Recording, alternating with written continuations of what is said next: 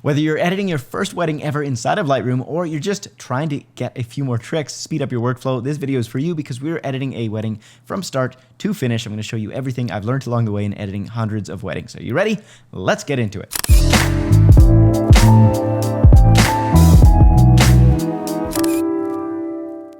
All right, we're gonna hop into Lightroom Classic today and show you the entire thing. Now, if you're using Lightroom CC, not Lightroom Classic, that's totally fine. You can actually watch, I'll do this same wedding with Lightroom CC. We're doing kind of a side-by-side test here to see which one is better overall for photographers, so you can check that out.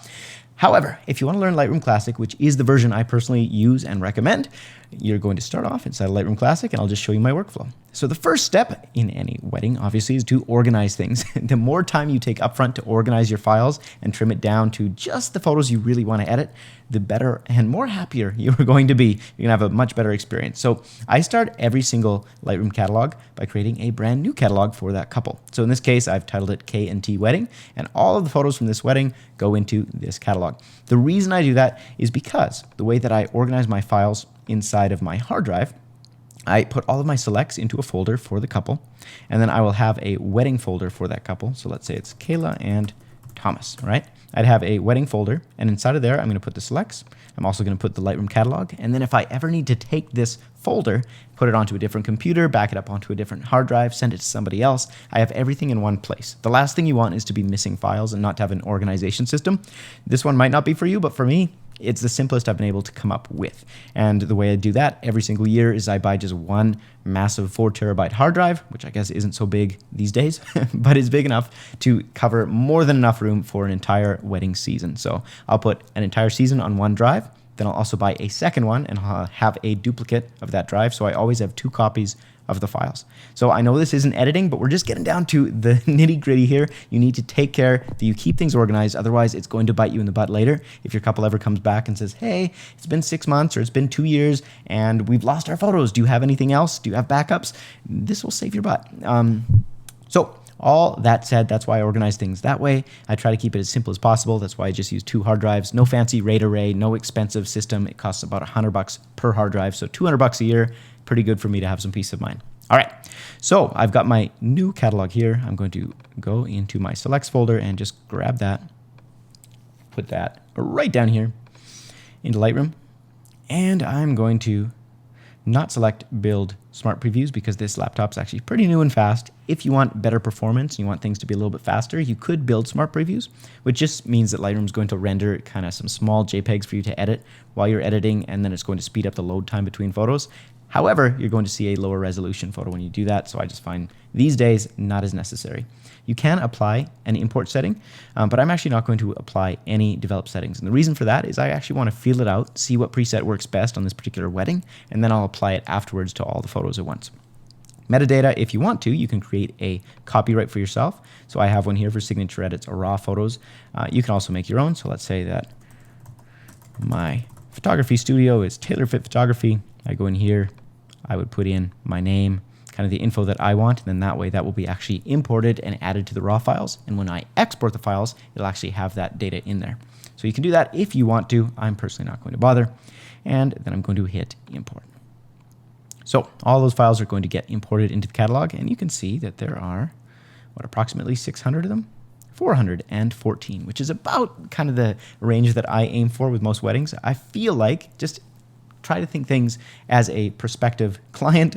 If I received 1,000 wedding photos for my wedding day, it would just be overwhelming. And so all of the photos have less impact because there's just so many of them. If there's a ton of photos and they're all really similar, it takes away from the experience. So you actually want to narrow it down and their experience will be better. That's why a whole wedding day, 400 photos, typically pretty good. Between 400 and 600 is where I normally wind up. And it really depends on the day, how many family members they have, how long the day was, what was going on. There might be more or less photos. But what I have skipped here is the culling process, which is starting with the 2,000 or 3,000 photos that I had at the beginning of this wedding and culling it down to those 400. And that is really just a process of going through and removing anything that obviously is messy and gross, and also just picking my favorites from each. So I might have had 5 photos of this bouquet, and I'm going to go with this one because it was just the neatest, it had the best composition, it was the best in focus, whatever. I normally do that outside of Lightroom in Photo Mechanic because I find it's a lot faster. Lightroom has this thing. It's a lot better these days than it used to be, but there used to be quite a bit of drag between these photos as you would try and go between them. And so it just take a long time to load. These days you can get away with it, but let me show you the culling process really in a nutshell. All I would do is go through all my raw files one at a time, just like this. And by default, none of them are selected. I've chosen to reject all of them. None of them are in the keep pile, they're all in the trash. And then every once in a while, I get to a photo that I'm like, oh, that's really great. I'll put a 1 on that photo. And I'll keep going. Oh, that's a keeper 2, 1. Keep going, that's a keeper 1. So this way, by only selecting the ones you want, instead of trying to figure out which ones you want to get rid of, it winds up being a little bit of a cleanup hack where you have a much easier time of actually narrowing it down to those few photos. So I will go through the photos once. That'll normally take it down to like half as many photos. Then I'll go through them a second time and really choose my favorites, and that is the culling process. So it's pretty quick and simple, which is why I skipped that just for the sake of keeping it a little bit shorter. Okay, so I'm going to go into my grid view, select all my photos by hitting Command A, and then hitting 0 to remove that rating. I just want everything rated 0 to start out. And then let's start at the beginning. So kind of my process here, rather than just diving in and editing photo number 1 and then photo number 2 and kind of figuring it out, is I kind of want to look at everything as a whole and then choose kind of a preset or a look to apply to all these photos, and then I'll just tweak each photo individually after that. That's my process. I find it to be the most efficient. So I'm going to find a few photos here, and I'm going to just apply a 1 so I can just give them a star rating. So let's find, I don't know, maybe those flowers, one of the grooms, one of the brides. And you'll see why I'm doing this in about 2 seconds here. So I'm going to try and grab some tights, grab some wides. So that's one from the first look, photo shoot, maybe a family photo, ceremony photo. Cool, and then reception photos. So I've grabbed, maybe 20 photos. Now what I'm going to go and do is hit develop. I'm going to select just my 1-star photos. So you go down here into the toolbar, hit that 1 star, and it will filter it down to just the ones. And from here, I can look at all these photos, which kind of give me a broad overview of the different shots coming up in the day. And I'm going to apply a preset to this photo that I think looks nice. So today I'm going to be using the Clean and Classic version 2 pack. So I will leave a link in the description if you want to check these presets out for yourself and a freebie sample. But you can see it's clean and it's classic. So what it's trying to do is preserve all the colors, really preserve as much dynamic range as possible, and just give it a kind of nice, clean, classic, beautiful edit. Make the colors pop just a little bit while still being really true to how it looked in camera. So I'm going to go through here and I'm just going to see which presets tend to work best with all of these photos. So there's version 1, or there's a more soft and subdued version. I probably like that a little bit better. There's a vibrant one, which is more specific for blue skies, so we don't need to worry about that. And then I have a forest greens. Probably, I'm just going to stick with just 1. Keep it classic. And of course, the ideal with this pack is that there's not a ton of options. It's just simple. You're not overwhelmed with 500 different presets. So I'm going in here, just making sure they all look all right. Okay. So far, they're all working pretty good. You can see it's just preserving the highlights. Colors seem pretty consistent. It's raising the shadows a little bit, adding some lens corrections. It's doing 80% of the work for me, and then the other 20%, I'm going to use my AI presets to do that as well, to kind of fix things up, and you'll see that in a second. All right, so this preset is working across the board, pretty much all these photos, so I'm going to stick with it. If I wanted to, I could maybe look at one of the other packs, like the Bright and Airy pack, and go, oh, okay, maybe I like that look. Probably not. A little bit extreme. Or I do have this smooth and cinematic. We could check this out.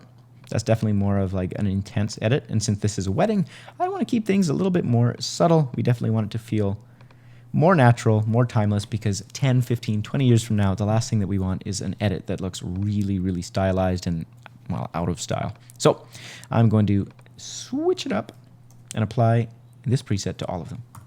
So go back to the library view by hitting G. I'm going to go down to this star, hit that. That'll show up all of the photos now, not just the ones rated 1 star. Hit Command A to select them all. And we're going to go to Save Preset. Clean and Classic version 2. Apply that. So Lightroom's going to think for a bit, but we can probably get started on our first image way over here. Now, if your photos, for whatever reason, aren't showing up in order, it could be one of two things. One, you had two different cameras and they were shooting with different time settings inside of them. That's why you always want to double check before the wedding starts. Make sure your cameras are in sync because your photos might wind up just out of order and that could be a real pain. If you do need to fix that, there's a pretty easy fix. You're going to select the photo. So let's go back to grid view for a second. Say this photo and this photo were just off by 10 minutes because they're from two different cameras. What I would do is I would start by going to my filter.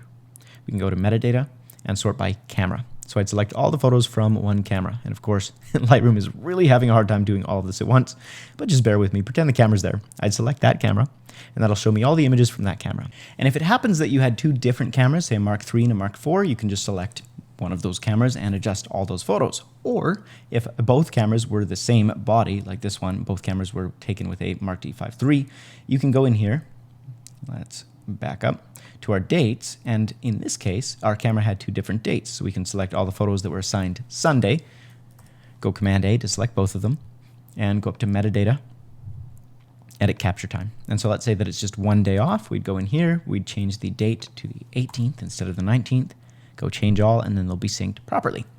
Now, if you're wondering how to find the actual time you should set them to, the easiest way to do it is you're going to find a photo right next to one of those. So let's say the first kiss photo, because you want something that's like a certain instant in time. You're going to find the first kiss photo from both cameras. You're going to maybe mark it by hitting 6 on your keyboard. That'll assign it red. So let's say it's this with our two different cameras. We're going to organize so that we just see the red photos. Go into our develop module or our just loop view. Hit I on your keyboard. And in theory, if things are cooperating, let's try this again. Let's go to loop view. If you hit I on your keyboard, you'll actually see the info, including the capture time. So this was taken at 3:28 p.m. and this one was taken at 3:28 p.m. So they're in sync. But if they're out of sync by, say, 6 minutes, then you know you need to adjust it by 6 minutes. Okay, so that might be one reason those photos are out of order. The other is possibly you've got down here in your sort function, sort by, and you want to have capture time, not import or name or any of those other ones. All right, so let's get rid of the red tag on those photos and let's look at all of them. Just hide our metadata panel and get started editing together. So those presets have been applied, and I'm just going to go through. You can see here's without the preset, here's with, and really it's going to be as simple as adjusting our white balance, getting the exposure where we like it, and then just tweaking things really quick. And the goal here is not to get the edit absolutely flawless. The goal is to get it 95% of the way there. And the reason 95 is enough is because we're going to take a second pass later just to make sure everything is perfect. So things I'm looking for, the white balance, we're looking for the exposure. I could probably pull the highlights down just a little bit so we're not clipping anything. If you want to hit J on your keyboard, you can actually see whether things are clipping. So if I hit J, of course, it's not going to work for me now. If you hit J, sometimes it will show you if things are clipping. Other times it will not. So that's just one of those fun things with Lightroom. I'm going to move on to my next photo here. And I'm looking for stuff like the skin tone of this hairdresser. So I'm going to take my exposure up to where it should be. Take my highlights way down. Whites down. Shadows up a little bit. Blacks up a little bit. This one's a bit of a harder photo because, one, she's orange like an Oompa Loompa. That's because we had mixed light. Always make sure you shut off the light in the room when you get there, because in this case you can see there's a big beautiful window, lots of natural light in the background, but then we have this super orange tungsten light lighting our makeup artist, and so the photo itself going to be a little bit of a challenge. So we're going to start by doing that. I'm going to go up here to my HSL, go to my saturation, and take my orange saturation down. That's going to fix a lot of that. And then we can maybe add a little bit of dehaze, a little bit of extra contrast. And there we go. So here's before and here's after. It's still looking pretty natural overall. And of course, we've introduced some noise to the photo. So we could go down here to detail, add a little bit of noise reduction, or that might just be from grain. So we could take the grain down. There we go. Looks pretty good. Okay, next photo. This one honestly looks really great. I'm going to hit Shift M on my keyboard. This is one of my absolute favorite masks. It's just the radial filter. It's so easy and so quick and really transparent. So you don't have to be super fussy on your edit, because while yes, you can see the effect, it's not obvious where the effect starts and where it ends. So by doing this, you can make really transparent edits. I like to just lower the contrast, raise the highlights and the whites, and it's kind of like a portable spotlight. So I'm going to make the flowers just a little bit brighter than everything else. I think that looks pretty darn good. I could pull the highlights down just a little bit maybe in the photo. And if I wanted to, I actually have these AI presets that I'm using, and they save a ton of time. I could go in here to, say, the Vintage AI Bloom. Lightroom's going to look for the subject in the photo, in this case the flowers, and it's going to just bloom out the rest of the background. So I'll leave it like that. And again, this is a little bit slower than I'd normally be. Well, probably about 1/3 the slowness because I'm explaining it as I'm going. So again, there's the AI bloom. You can see there's 0%, here's 100%. So you can find exactly where you want it to sit. Really just adds some nice focus to the center of the photo. Same thing. I'm going to apply this to a lot of photos because it just adds a little bit more depth of field, makes things a little bit more dreamy. And in this case, the dress up here is a little bit dark. So I am going to just add a radial filter with Shift M, contrast down, whites up, shadows up, take those shadows down actually. It's more transparent if you raise the highlights and the whites rather than brightening everything in the image because shadows should be shadows. And then the other thing is there's a little bit of a color cast because it's up against the tree. The dress looks kind of green. So I am going to go down here to my color settings. I'm just going to cancel that out with a little bit of tint in the magenta direction until it looks kind of more white to my eyes, somewhere around there probably. Okay, pretty good. Another thing that you could do is darken down the background. Your eye's naturally drawn to the brightest part of the photo, so by darkening down the background a little bit, you're just going to see that dress a little bit more. I don't think that's super necessary with this one to go quite so far. And if you're curious about what these presets are doing, you can do the same thing just manually. You don't have to have this preset pack. It's just I've created it and it saves a ton of time versus creating your own. But you can go up here to create new mask and you could go select background and Lightroom will do the same thing, select the background. And then from there, all you're going to do is go to your tone or whatever settings you want to adjust. You can take your exposure down, take your shadows down, your blacks down, maybe take the presence, texture and clarity down a little bit. It'll do the exact same thing.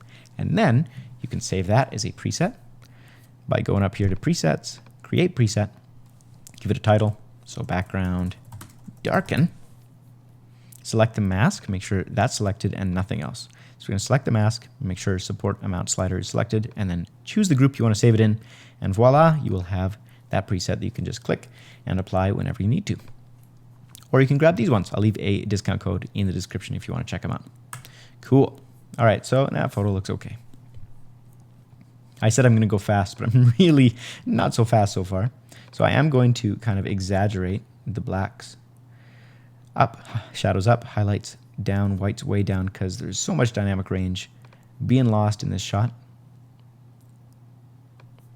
And then I'm going to try and just add a little bit of it back. So we can go to our tone curve. And a lot of people don't know you've got all of these tone curves here, but Lightroom actually lets you have a second one over here. So we're going to take our shadows, lower them just a little bit. And again, we've got the same thing with some kind of indoor light giving a color cast onto our subject. So we'll take the saturation down on that. And then overall, now the photo's feeling pretty washed out. So it's going to be a matter of just introducing the contrast back into the shot. So we can do that by lowering the blacks down or by maybe lowering the shadows down or by just raising some of our vibrance, saturation, contrast. And it's really just a matter of getting the balance right. Probably somewhere around there. And of course, the other thing we can do is just go to this background deepen curve. Lightroom will select the background and darken it down for us and just figure out which one works the best. Okay, somewhere around there, and it's a little bit cool, so I can maybe warm it up just a bit. Okay, so here's before, here's after. Nothing really fancy going on here, and you can keep tweaking it to your heart's content, but really the ones that I'm going to focus on the most, of course it looks much better with those shadows down. You want to keep the light natural if you can. The ones I'm going to spend more time on are obviously the money shots later on in the day. These ones we want to have clean, we want them to be beautiful, but I'm not going to spend as long. Okay, let's raise this exposure, adjust the white balance because we've clearly got a lot of tungsten going on. And we're just going to save ourselves some trouble by lowering the orange saturation, maybe raising the blue saturation a bit. Darken things down. Okay, another thing we could try maybe, just copy these settings by hitting Command-C on your keyboard and Command-V if you're on a Mac, or Control-C and Control-P if you're on a PC. and that'll save us a bunch of time. I'm going to hit R on my keyboard, and that'll let me crop. So I'm actually going to try and keep this window frame if possible, because I think it kind of frames the photo nicely, if I can get it to look not too weird. So I might need to use the transform, but that's not bad. I'm going to darken it down a little bit, and you can see the background, our tree here, is pretty blue, and that's because the white balance is different inside than it is outside. So I'm going to warm everything up a little bit. Maybe add a little bit of saturation to the photo overall.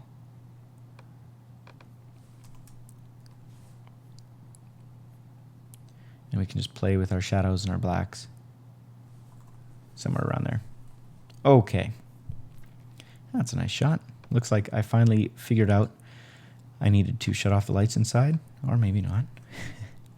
Okay, good. We're going to do the same thing. We're going to go with our vintage AI bloom. That'll make this background really, really soft. We can warm things up just a little bit. Okay, and there's a lot of saturation. Again, the orange and red on her hands. So take the oranges down a little bit, take the reds down a little bit. Just try and figure out where that's happening. That looks more natural to me. And so the edit I'm going for more than anything is like, what would it have looked like if I were there? And it was probably closer to here. Like, it's a cloudy day outside, so it wouldn't have been super bright inside, even though there's a lot of natural light. And the skin's not super saturated because that's just not how skin is in real life. So probably somewhere around there. Feels pretty good. Maybe add a little bit of pop. Okay. Next up, I'm just going to copy this one. I'm going to copy the masking as well. We're going to apply it to this guy. All right, that's looking not too shabby. We can maybe bring our blacks down a little bit. We'll see.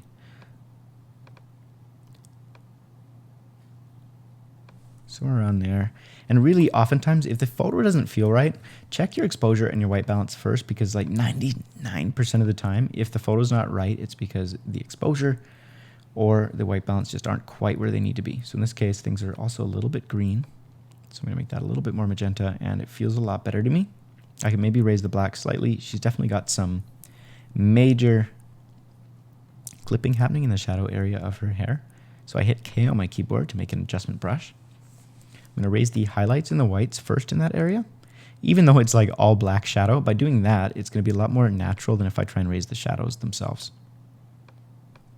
So we're going to start there, and then if we need to, we'll add a little bit more. Okay. That feels better. That'll let me darken it down a little bit more too. Okay, not too bad.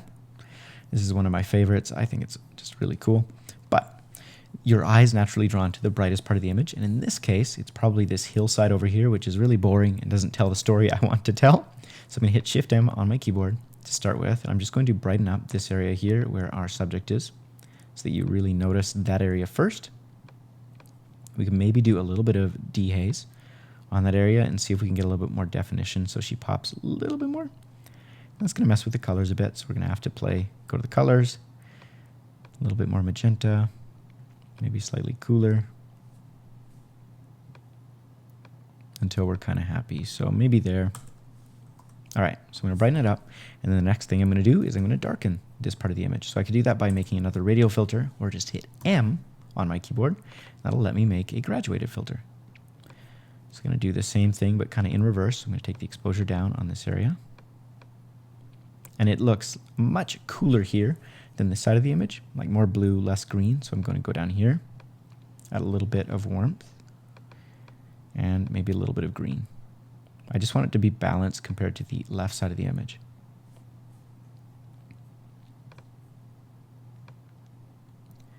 Okay, another thing that I could do maybe is lower the contrast a bit, and even take some of the saturation out of that part of the image. Again, your eye's drawn to the brightest part of the image. It's also drawn to the most colorful part. So another way to do this sometimes that can be effective is if we go in here and let's just duplicate in this particular mask. So we'll right click it, go duplicate. I'm going to invert it by hitting apostrophe. I'm going to reset all of the settings by holding the Option key on my keyboard. Go to my color and just take the saturation down, and just watch. Here's with the saturation up, And here's with the saturation down. When the saturation on her is higher than the rest of the image, naturally your eye is drawn towards our subject. So we're going to take it down a little bit, not all the way, just a bit. Okay, something like that. Looks pretty good. I think we went a little bit too far on our dehaze in the center. So we'll grab that, take that down.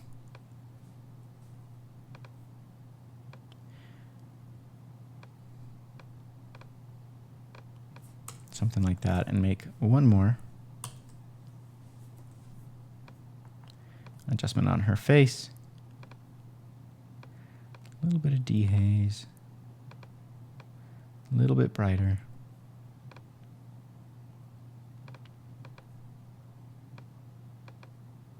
And then I can darken the whole image down. And there you go. Here's before, here's after. See how your eye is now drawn way more to her because it's brighter? Now I might have gone too far and you have to just dial that back because you always want to take it where you think it looks good and then go back maybe like 30% so it just feels more natural. But that is going to go a long way in making your eye just drawn to the part of the image that you want. We could go one step further by just taking our Vintage AI Bloom and applying that. Or maybe trying our Make It Airy brush. There we go. You can see the background just blooming out, and so she's even more the focus because your eye is drawn to the part that's brightest, the most colorful, or the sharpest. Your eye looks for lines of contrast and saturation. All right, this one looks like it's not going to need a whole lot. Maybe just adjust the white balance slightly cooler. And we can maybe lower the contrast a bit and darken things down. So I still want there to be some nice pop to the image.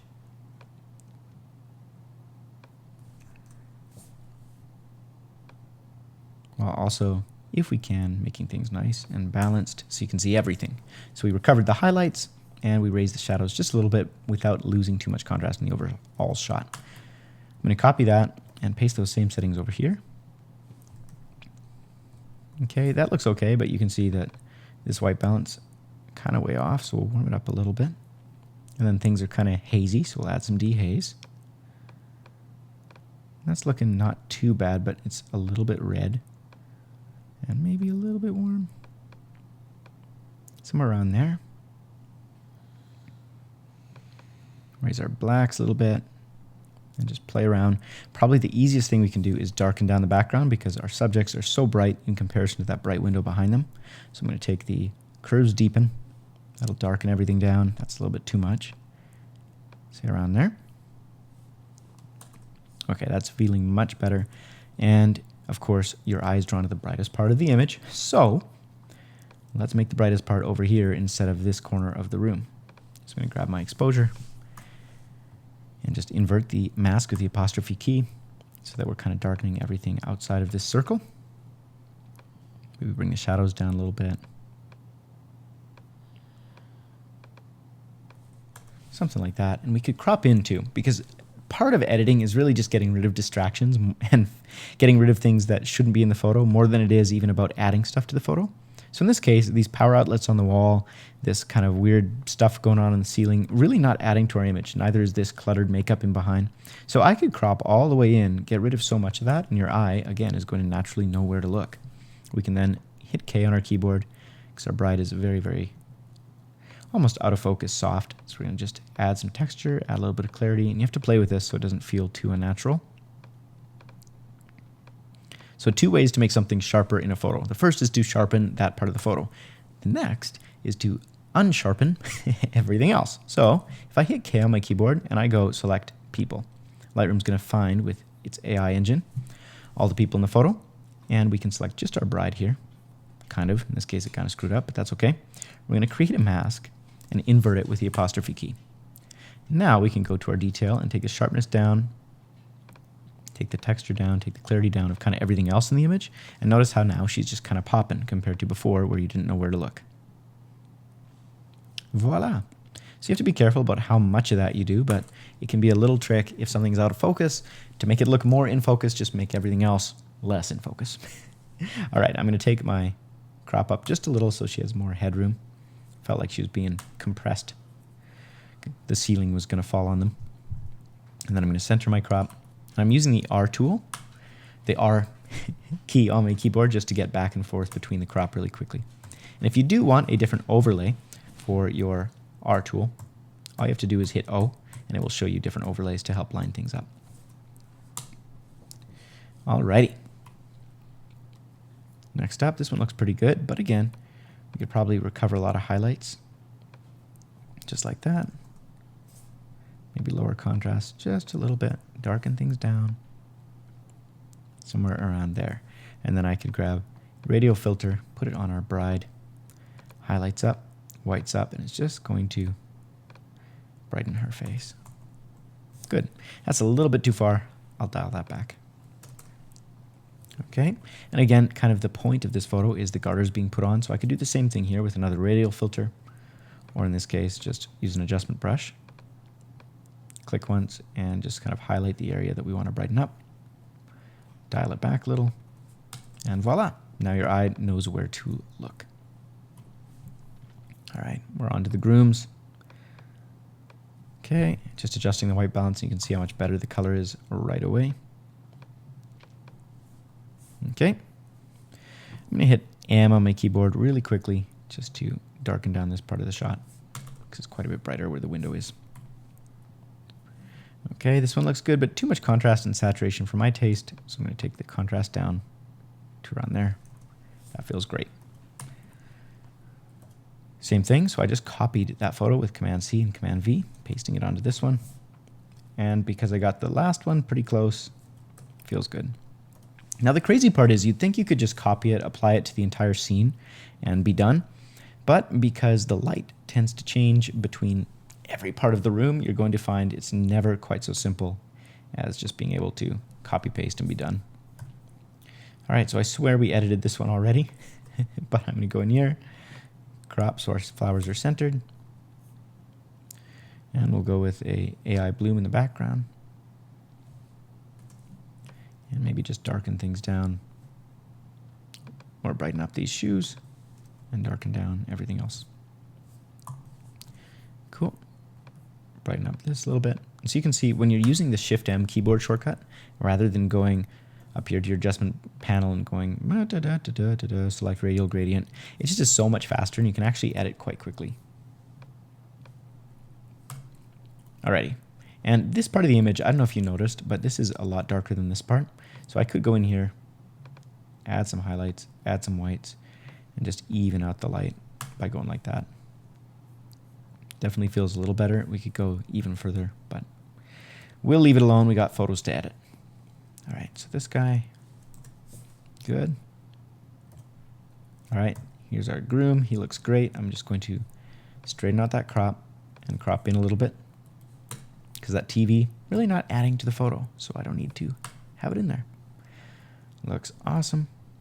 And in the past, I would have actually edited the photos like this with way more contrast, but really you need to have it in your mind. You need to be like, is this what it would look like in real life? And if the answer is no, at least for a wedding, you want to back off. You're never going to regret going a little bit more natural, a little bit less edited. Okay, so I really do like that we've got groomsmen in the foreground, but I wish that I could crop in just a bit because there's slightly too much headroom. It's making them both look short. So I could try cropping in a lot more. And I think I like that better. And then his elbow's already being cropped, so I'm going to get rid of more so I can have slightly more of groomsmen in the foreground. Something like that, probably closer. Okay. Beauty. So I'm just pasting, cropping with my R tool. And I'll shut up soon and just edit a little bit, and you can just watch. Okay, this one looks pretty good, but I will go with the make it dreamy. It's going to select the background and just dream it out a little bit. And we can do the same thing by bringing our contrast down. I just want this flower to be a little bit softer and maybe a little bit brighter. So Shift M, contrast down, highlights up, whites up, contrast way down. Okay, I like that. Command V, pasting my settings, adjust my exposure. That looks pretty good, but this part of the image obviously really black. So I'll hit M, graduated filter, contrast down, highlights up, whites up a little bit. Just to brighten that part of the image slightly and then darken things down overall. I think there feels pretty good, but our groom's bow tie definitely being blown out. if I hit J, you can see the parts of the image that are being clipped that are black. For some reason, it's not showing me the white clipping. Couldn't tell you why. But I am going to try just taking my exposure all the way down, hit J, zoom in on his bow tie, and you can see that it's still clipped. So that means that the actual raw file is missing that information. So there's nothing I can do to get it back. So the best case scenario for me is probably going to be just to try and hide it. And there's a couple ways to do that. One would be get rid of auto mask just by hitting K on my keyboard and drawing on this area that's going to be a problem. So I've selected, I think, all of the clip parts. We can go in here to our presence, take our texture and our clarity down, and it's going to kind of blend that clipped area a little bit better than it was by itself. So it just makes it less harsh. You could also try using dehaze. I'm going to try and do the same kind of thing. And then take our exposure down just a little bit. And now we've taken it from like a really bright, gory white to a nice kind of more pastel gray. Now I've taken it too far on purpose, so you can see you can only get away with so much. Luckily in the newer versions of Lightroom, we can actually take all these settings and just dial them all back. So there's with none, there's with way too much, so we'll just find kind of a happy medium around there. And that's better than it was. All right. Meanwhile, back at the bride, so we're going to darken that down a little bit. And again, this is a distraction up here with the light. So is the ceiling. I do like the plant in the foreground, but the rest of it not really doing much for me. So we'll do one of those. Find our crop. Straighten it out. And I'm just going by the line of this window. I want that to be a nice straight up and down line. As before, after, okay. And I could take my highlights down and then go with a vintage bloom or maybe a dark in the background. We'll see what happens here. So here's without, here's with. We'll darken the background just a little bit. And then our white balance is still off. We're too green and too warm. So we'll play with this. Okay, that's feeling a lot better. Probably around there. So I'm definitely not going to use this dropper much. I find Lightroom overall, it's just not a very good way to find your white balance because I could drag it onto one of these points and Lightroom will adjust, but you can see down here on the dress, totally different color to up here, and they're both white. So what do you go with? I vote you go with your eyes and what just feels natural and right. So that did a not bad job, but I'll dial back the magenta just a bit. And things are still looking kind of crooked. My lines aren't quite right. Sure. Stick with that. All right. Take my exposure down, contrast way down, blacks up, and cooler down, add some magenta. It's looking a lot closer to real life. Now, how do you know what looks like real life? Part of it is just experience and remembering being there. Hopefully you were there. It makes it a little bit easier. Another way to do it is just find reference photos. So you don't want to find reference photos from like a completely different wedding in terms of style and color and lighting. You want something like, okay, this is a rainy day wedding photo. Let's use that as my reference. And what you can do is go here into your reference view. I think that's with the Y key. Nope, that's before and after in this particular moment. Okay, go into your reference view. You can drag the photo you want to have as a reference over to the left, and then you can go through and edit all of your shots and use that as kind of your, okay, this is the vibe I'm going for overall. I am just going to stick with the normal flow, though, for now. Okay, so it's looking a little bit cool for sure, but that's okay because it was also a cooler day, so I don't want it to go too far. I'm okay with it feeling cold and rainy because it was that day. All right, so we'll zoom in on them a little bit. And distractions to get rid of. Obviously, we've got this clothing hanger. Always clean up the room.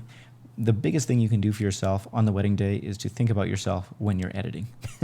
It's going to save you a ton of time and frustration by doing simple things like just going around and cleaning up before you start taking your photos. Get rid of all the clutter. We're just using our spot removal tool. And sometimes Lightroom gets it first try. Other times you have to try a couple times. I'm not going to worry about this. This isn't a money shot, so it's not super important, but we do have the same issue down here with our highlights being kind of blown out. So we'll pull them back. Maybe add a little bit of contrast back to the shot. We're going to do the exact same thing. So we're just going to grab with our brush this area of the dress. Highlights down a little bit. Maybe we'll get away with just doing that. Nope. So in this case, texture down, clarity down a little bit, dehaze down a little bit. And we can darken it. It's not great, but it is better than it was. So take our sharpness down. Okay, somewhere around there. We can just copy these settings and paste them onto our next photo. Now, going back and forth can sometimes be helpful in terms of just resetting your eye. The longer you look at a photo, the more things start to look right even when they're wrong. So I can tell you right now, yeah, I kind of took things a little bit too far with our contrast down, maybe too much. Our brightness could also be up and the white balance was not quite right. And it never will be. So I'm going for like 90% and then come back on the second pass and tweak those things. Give yourself a couple hours between edits and you can go and kind of reset your eyes. All right. And keep going. So this one I think I already did. There's some duplicates in here. This one is a nice shot. We're going to warm it up a little bit. Not that much. It's crazy how much a couple 100 Kelvin difference can be in some photos. Okay, around there looks pretty good except for both of them, the skin tone is just too orange. So we'll grab those, bring them back a little bit. And darken things down because they were in shadow. So I'm not going to try and make them super bright because in reality they weren't. And the further I try and push this, the more it's just going to feel odd. Whereas I think if I go a little bit more closer to reality, it just is an easier time and a more natural looking edit. Okay.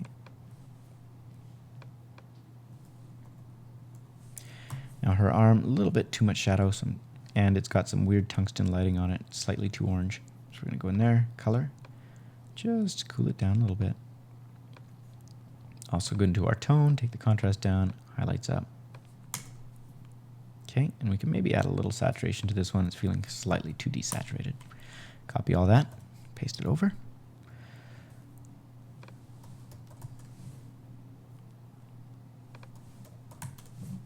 And I'm just adjusting little by little by little here. I'm going to hit M on my keyboard, graduated filter. Go with our tone and highlights up, whites up, contrast way down. Just try and brighten up this part like that and darken everything back down. So again, not a super stylized edit. It's just clean, natural. There's a little bit of a distraction with the power plug right there. So I can maybe crop in just to get rid of it.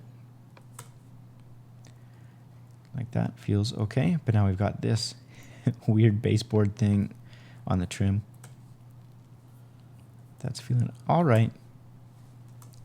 Brighten up her hand because that's in shadow. Just slightly. That's too far.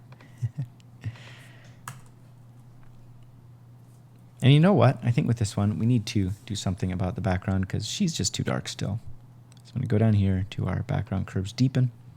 See how that looks. Okay, that's gone slightly too far. We'll try this one. Not too bad.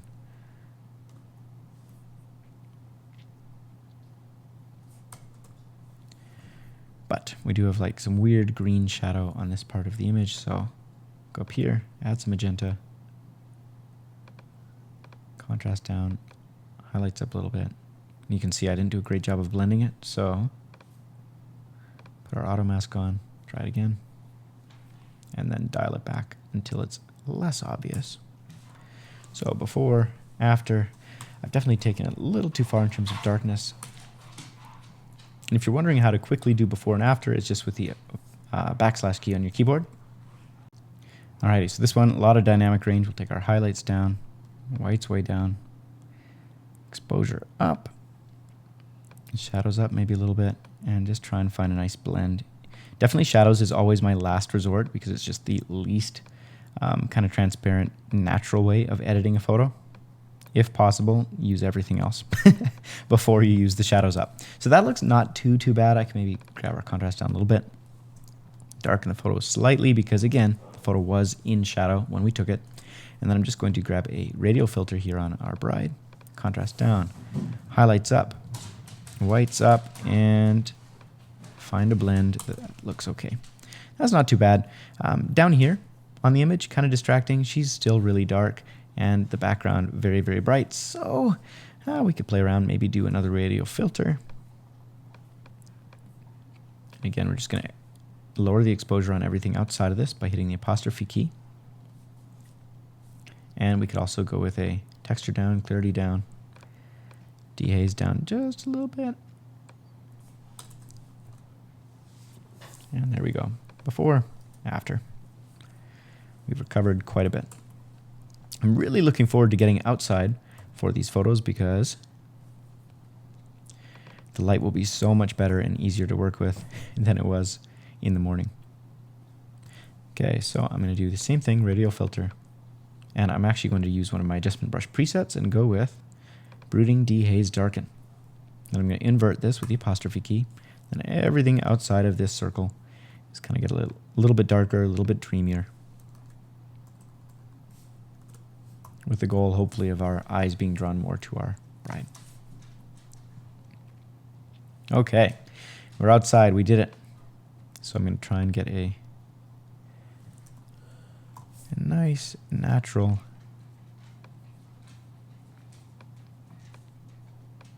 looking image here. Because I'm kind of in a new set at this point, and if I can get this to look the way I want it, I'll be able to just copy paste it over. So here's no preset. Here's with the preset. We're just brightening it up.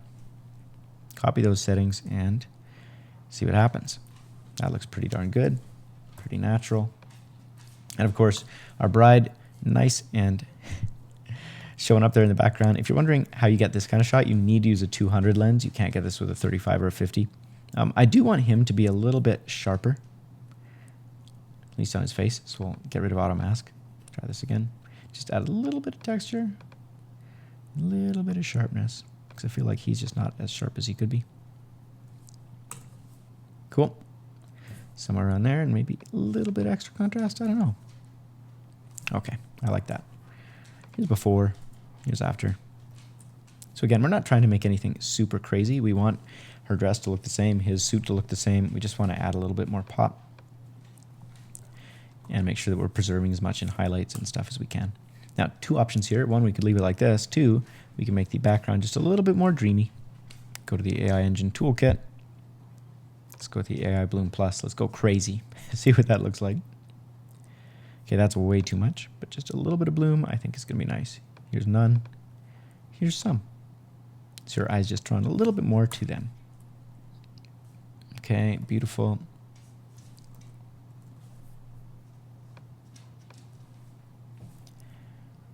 I'm going to raise my whites just a little. Just a little. Probably around there. So it's not bad to have highlights in the photo. The key is you just don't want them to be clipping.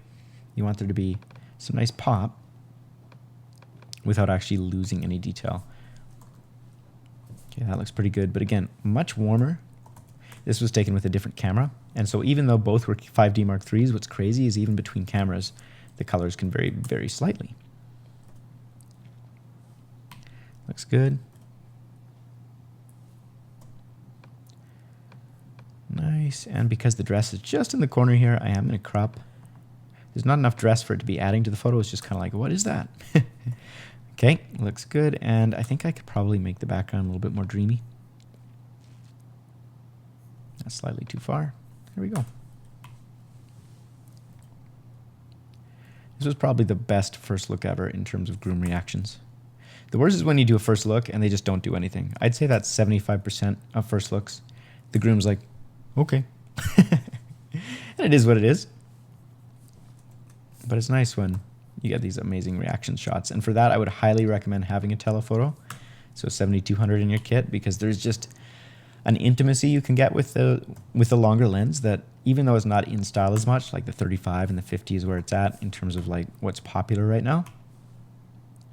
Being able to stand at a distance but get nice and up close in these really private, intimate, real moments, honestly, is just unreal. Okay, I'm going to warm that up because you can see probably different camera, slightly warmer. Also, I would not bother, like it is good to have an idea of what different lighting situations are what Kelvin. We can see that even though this is a cloudy day, we're shooting at 5,000 is the temperature adjustment. Whereas really cloudy is normally like 7,500, and look how ridiculous that looks. So just FYI, not quite enough headroom on them there, so I want to keep her elbow in the shot, but I also want to keep them centered, so we're just kind of trying to find a happy medium. And then on his hair here, just where it's parting, I'm going to go in there just to add a little bit of contrast. And most of the time, that's going to do a good job of kind of blending that part. Yeah, not quite. Let's try again. Another way to do it, take your saturation down a little bit. It just blends a little bit more. We could take our exposure down. There we go. Don't need to get rid of it, but just slightly less obvious is always nice. Okay, this one we definitely want to take our highlights down. Warm it up a little bit. And probably take our contrast down too. That feels pretty good. So again, once upon a time, I would have left it with all that contrast. And some weddings, it actually does look good. It's just this particular one, the way the preset is, it's got slightly more contrast than I want. Err on the side of less. You can always add more. Warm that up just a little bit. And then the background's kind of distracting in this photo. So a couple things I could do. One, see if I can literally just crop out this big pole. That's better. Two, we're going to make sure we use this vintage AI bloom and go with the extreme version, which will darken it down and really make it more blurry. Looks good.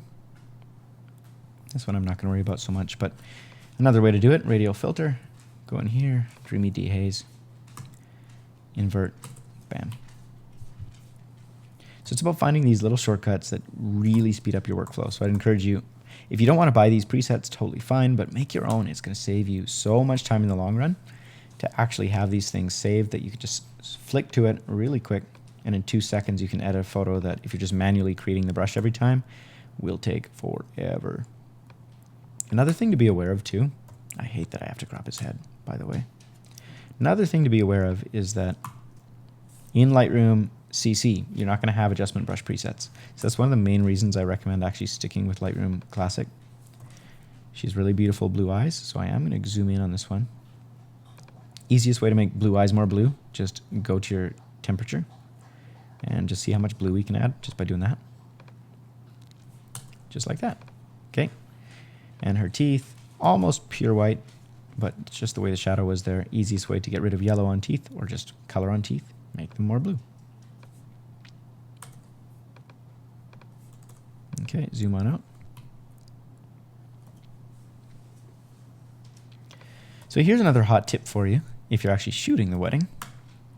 This particular one, this first look, it might look like this is just another camera angle or something we've moved on to, but no, this is just them doing a pretend first look all over again. So we're actually shooting video at the same time for this particular wedding. And so we said, all right, let's just have you redo the entire thing once more. We got a few different angled shots, and they're having fun. You're making jokes. You still get nice smiles and reactions, and all is fun. Okay, I'm going to zoom in on these guys a little bit more because nothing in the background is adding to the photo. It's just distracting. So we'll do one of those. And then we can go and let's try darken dehaze on the background. Good. Same thing over again. Darken dehaze. Brighten up the rest of the image. Okay.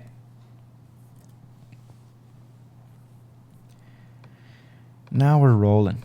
Outside, so much faster. So I'm going to keep using this brooding darken dehaze. I'm kind of feeling it right now with this particular shoot. Darken everything down, and then I could just go to my subject adjustments, go subject brighten. Lightroom's going to think, select our subjects, and brighten them up. Now that's a little too far, so we'll just do 50% of that. But our groomsman here on the end, he needs a little love. Go to the tone, contrast down, highlights up, whites up. Can you see a theme? Now, I don't want to brighten all of this mountain behind him. The easiest way to get rid of that, just go subtract and go select background. Now in theory, Lightroom's going to be able to figure out what the background is and not mask that, so it's only masking on him. Swell, huh? I can't push it too far because this tree, for whatever reason, is really dark. And you can see the effect on the tree behind him. It's brightened up, so I'm going to try and hide that a little bit by brightening up the rest of the tree. Still no dice. So, you know when a simple edit becomes a complicated edit? I'm just going to subtract brush. We're going to zoom in here on him. Try that again. And just paint on Mr. Tree. Hey now, don't tree, it's over. Okay. So, in hindsight, would have been a lot easier to just hit K on your keyboard and just paint on their faces like that. So, what's the moral of the story? AI is not always the easiest way. Sometimes just painting it saves you a lot of time and energy. Love this shot. I am going to just make a little bit more pop in the background. And also make it a little bit more blurry. Cool. And she's not as sharp as I'd love her to be, so we're going to brush on her with K key to adjust. Texture, up. Sharpness, up. Take it way back because you went too far. I love it.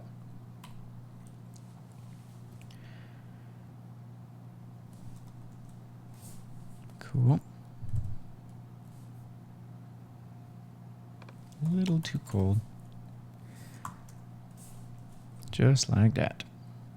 And I think the background, a little bit too bright. I wish it were popping. So we're going to go with our background curves, deepen. Too much. Better. We could lower our exposure as well. Beauty. First looks are my all-time fave. One, you get so much more time to work with the couple. No distractions. And two, everybody's fresh. They're still having fun. They're not tired. None of the bridal party is sloshed yet most of the time. It's just a good time overall.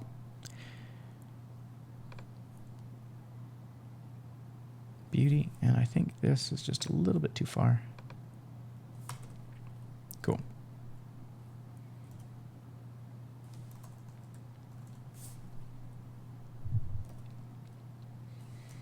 So again, we're not going for perfection, we're just going for 90%. And I can come back in here later and adjust it.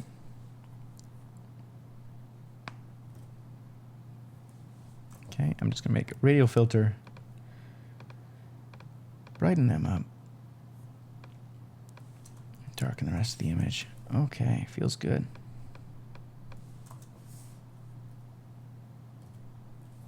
Okay, somehow we're back at the groomsmen in the morning. So this is exactly what I was talking about. This photo is out of sync. For now, I'm not going to worry about it because it looks like it's just the one.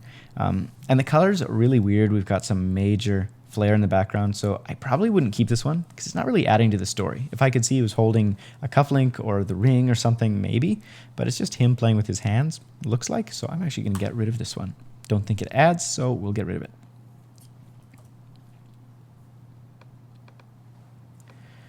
Good. Let's go with make it dreamy.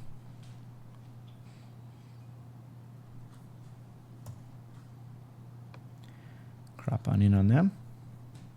So I don't remember if this was a genuine moment, as in like just spontaneous, or if this was because I actually got them to do something like look into each other's eyes romantically and tell them the name of your favorite vegetable.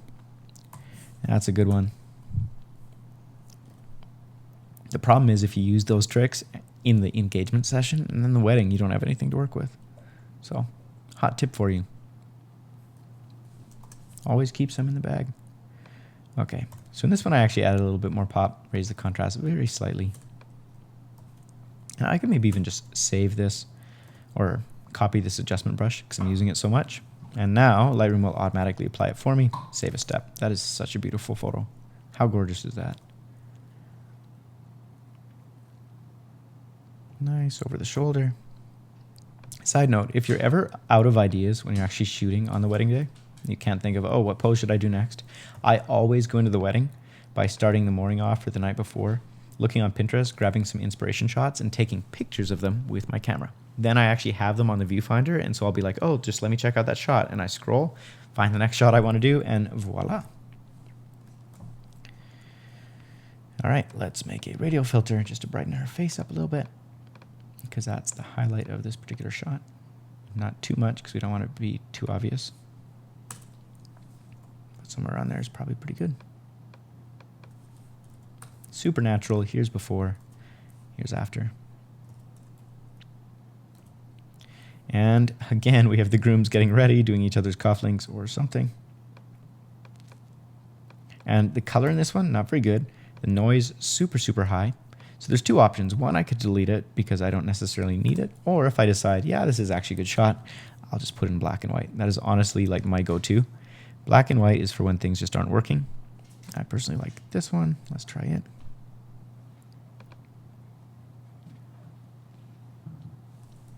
Sure, somewhere around there. They look like two angels. All right, this is a good shot, except for your eyes drawn to the brightest part of the image, which isn't the shoes. So we're just going to make a nice radial filter. Go down here to Brooding Dehaze Darken. And darken down the rest of the image so your eyes are just drawn to the feet. Et voila.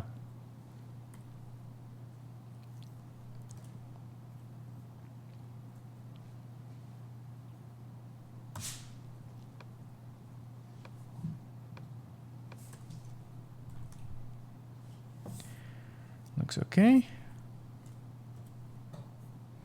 This is back in the day when I took bridal party photos with a 200mm lens. And I gotta say, they actually look pretty good. Maybe I'll start doing that again.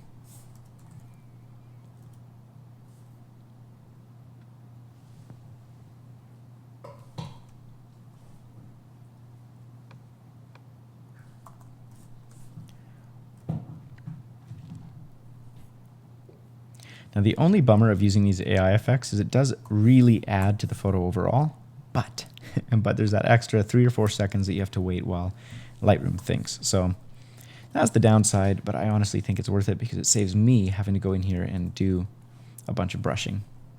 Okay, this one looks pretty good, maybe a little bit soft on their eyes.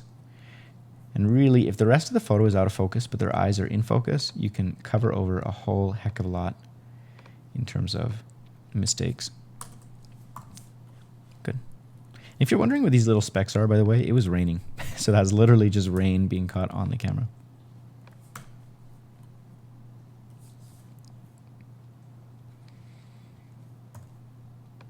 Apply, crop her in, brighten it up. And if you're wondering how I'm doing the exposure, that's with the plus and minus key on my keyboard. And if you hold shift while you do that, you do it in bigger increments. So here's adjusting by 0.1 at a time, and by holding shift, you adjust by 0.3 at a time. All right, still not quite centered, so we'll just slightly tweak. All right, we're back in the groom's place. Oh, whoops. So his shots look actually really great, but we are gonna have to figure out why this is happening. So I'm gonna go into my grid, up here to my metadata. You can see it was taken with one camera, so that's not helpful. In terms of lenses, if I double click on this shot, hit I again, it'll show me all the details. So this was taken with the 35mm 1.8. You can also try and sort it by maybe the file extension or the serial number on the camera. So we're going to look at the 35. We'll just sort it by 35. You can see we've got all the shots taken with that particular lens. Let's see if the rest of them are in order. So if I jump to this one, remove this filter. Is it mixed in with a bunch of parts from the rest of the day? No, it looks like it's probably lined up not too bad. So we're just going to try and adjust just the groom's photos. So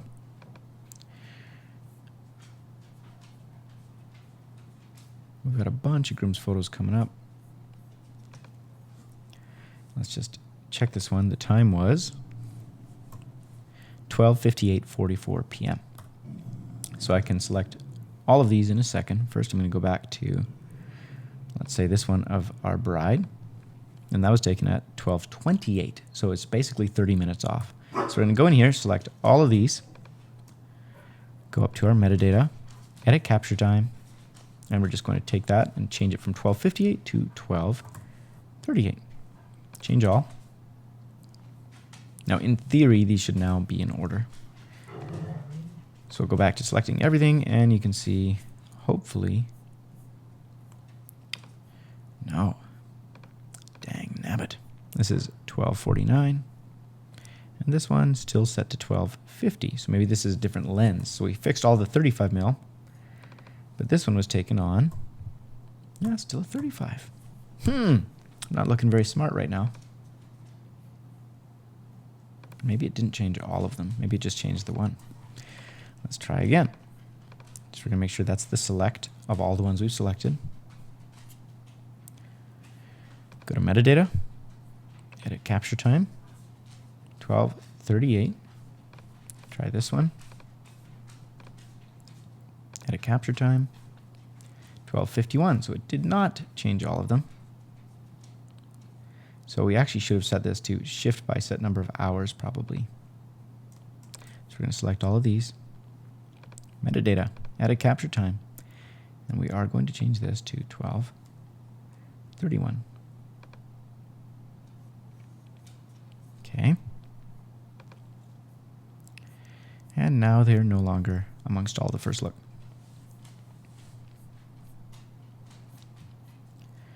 So we'll try and pick up where we left off, which was somewhere around here.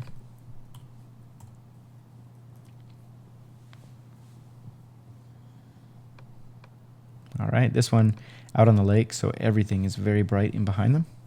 So we'll just take our highlights down, whites down. And his suit at this point is just drenched. So if you're wondering, that's not color, that's literally just the reality of being out in the rain. And we might make this slightly less purple. That feels better to me.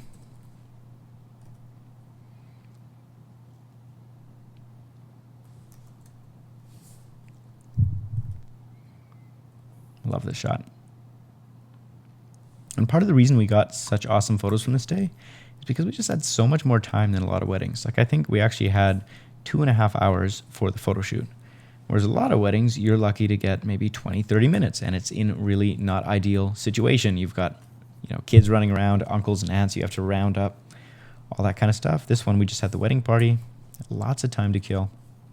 And the easiest way to make sure you get the time you need is to actually work with the bride and the groom to make the timeline, and don't just leave it to chance or whatever they decide, because you're the one who does this all the time, so you're the one who needs to figure out how much time you need for the different stuff in the day. Okay, that looks okay.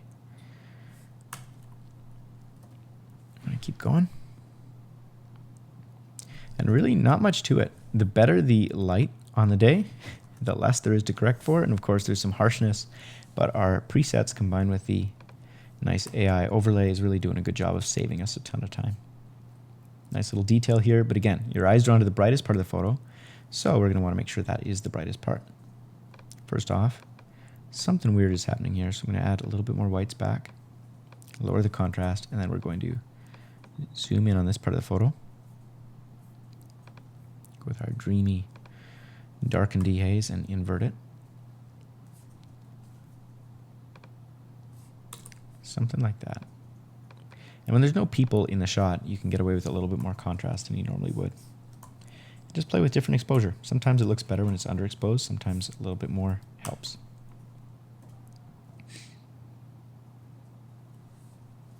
Okay, same thing here, radial filter, contrast down, highlights, and whites up. Make this even bigger. Good. And because your eye's drawn to the sharper parts of the image, we could go in here and just add a little bit more texture just to make that ring really pop.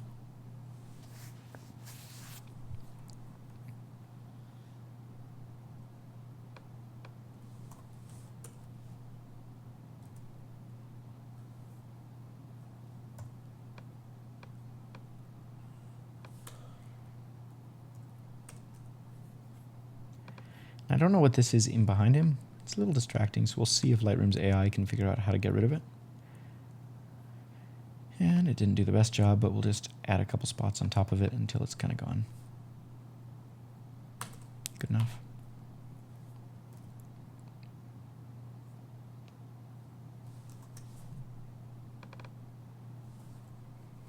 Everything looks good except for their face is a little bit dark because they're kind of blocking the light. So we'll start by brightening up hers a little bit. A little bit under his chin. Maybe not, just like that. Now, of course, there's a lot of different directions you could take that particular edit. This is where they did the first look. I think that was just a tester shot because there's no people in it. So we can delete that one. Here we go. There's our groom. So a pretty decent shot, except for the fact that you don't really see him because he's not the brightest part of the image and he kind of blends in with his suit. So probably the easiest way, once I've got things set sort of the way I like it, is going to be one, nice radial filter here that just darkens everything else down. And two, just select the subject of the photo, contrast down, highlights up, whites up. It's really helpful when it doesn't actually select a tree. I don't know why Lightroom thinks the tree is the star, but nice try, Lightroom. So we can go in here to our select subject, go subtract, brush, and just brush it off the tree. Hit O so we can tell exactly where it is. Okay. And for some reason, because Lightroom is a genius, it didn't even grab his head, so we'll go add, select brush. Okay, something like that. Now he looks way too bright, like it's not natural at all, so obviously we'll just blend that in. Now he's kind of popping off the screen a little bit more. And we could always crop it in a bit so he's centered. Okay, way too much work on a photo that probably wasn't that important, but we're going to move on. And of course the white balance, not right, so good.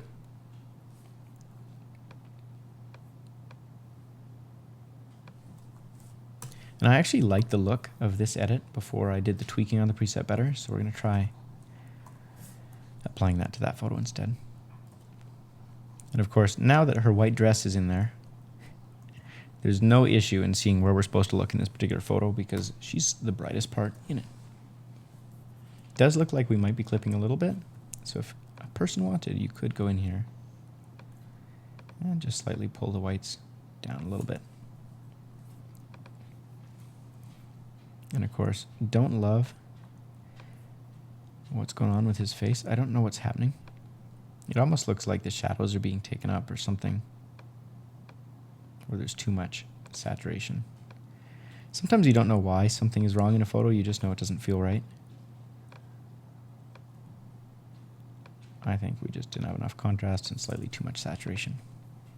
Okay, that feels better, but if you noticed it, there is a little camera peeking in the corner of this photo, so we're going to crop in just a bit.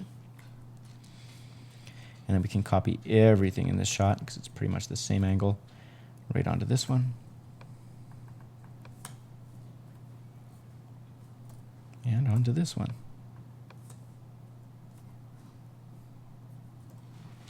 And then onto this one. So obviously they're pretty small in the frame. I almost wish they were a little bit bigger, but what is nice is if you're doing this as a big print, and for a wedding you need to think about that kind of thing, this is about the right size.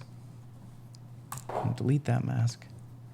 Can delete that mask, and then we're going to just add a little bit of dehaze to the rest of the image. Not that much.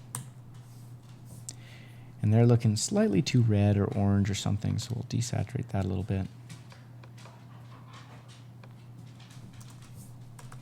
Okay, that feels more natural.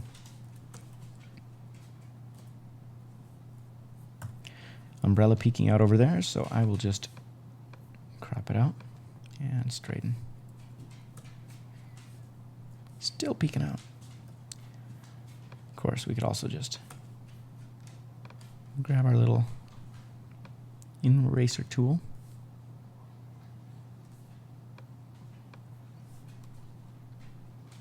Better.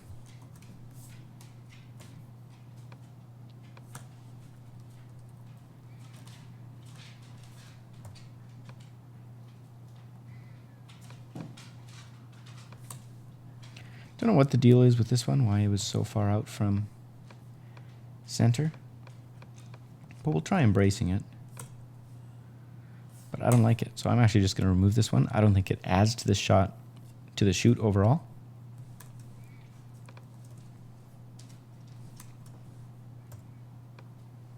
This one's pretty cool, so I'll probably keep it. I'm just going to center them a little bit. And we might just go with a AI bloom.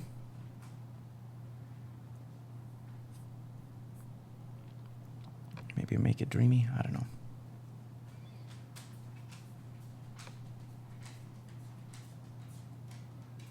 Yeah, I think so. Like that. And add just a little color punch. Too much. Try light contrast instead.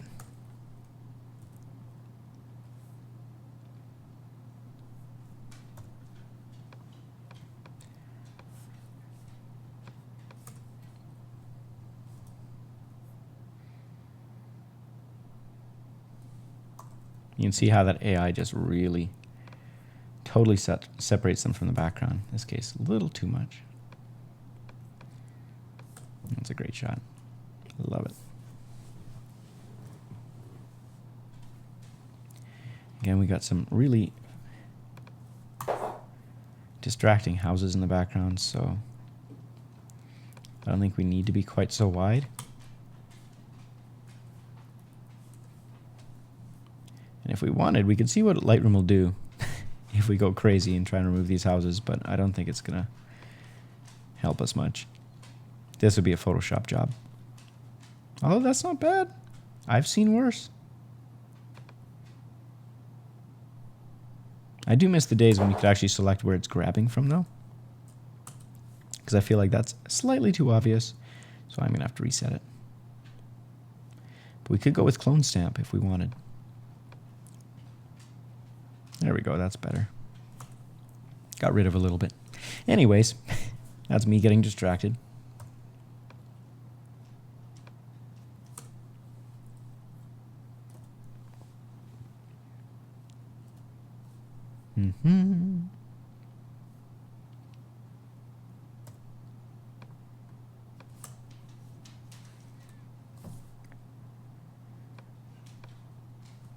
Okay, so her dress, very blown out in this particular shot. So we can obviously take our exposure down. But I think we actually have to go a step further. Paint on there. Take those highlights down and the whites down. The last thing you want to do is blow out the dress.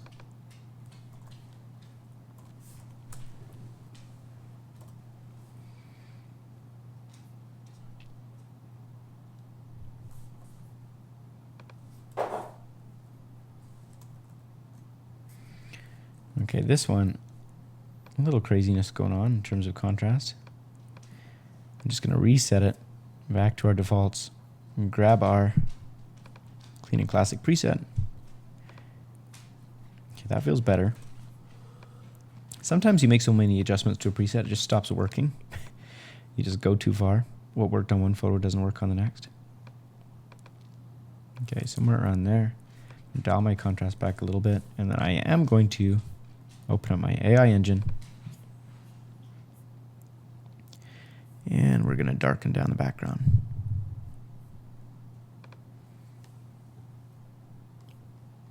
But only slightly. Cool. And sometimes radio filter does it best. Literally just exposure down a little bit, shadows down a little bit. Slightly more pop. This one looks pretty good out of the gate. We'll just see what happens when I paste this version. Yeah. Something happened at some point that was just way too far.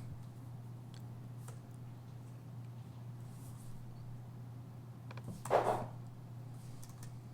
I'm still not liking this one. I think part of it's just because the background all around just still too bright. Okay. So we'll copy these settings, try pasting them. That looks better. Okay. And we're back. This part of the photo, darker than this part, so I am going to try and kind of merge it together by hitting M on my keyboard, graduated filter, contrast down, highlights up, whites up a little bit. Not too much because I don't want to blow out the sky. Maybe blacks up just slightly. Then I can darken everything back down.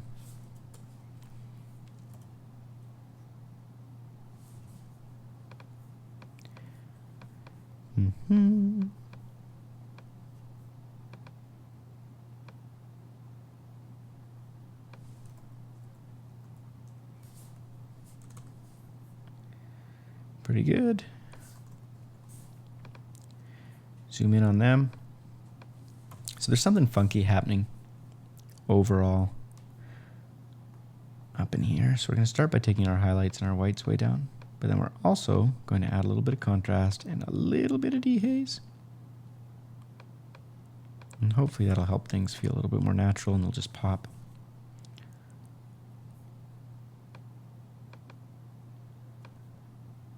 But of course, it was not to be.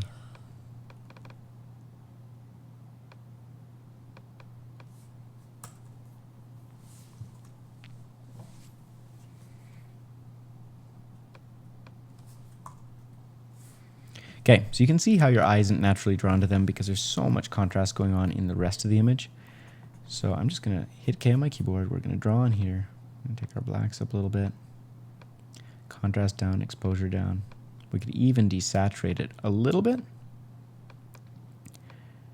your eye's just going to be slightly more drawn, hopefully, towards the center of the image instead of the sides. And then get it where you like it. Take it back by 20-30%, and then that'll be better. So here's before, here's after. It's not perfect, but for a first pass, I think it'll be fine. And then I'm going to copy all my settings there.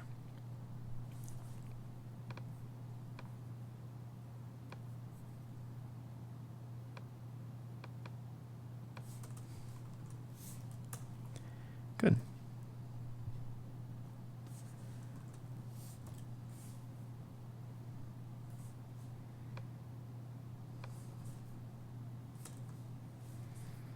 Everything in this one pretty good except for the dress. Highlights down, whites down. That's much better. Center them just a little and one little dot right on her face to make it slightly brighter. Good. That one looks pretty good out of the gate. And again, pretty much all of me wants to go a lot harder on all of these effects and colors and contrast because I naturally like it more contrasty. But I just know after many years of hard experience that if I do that, I will regret it later.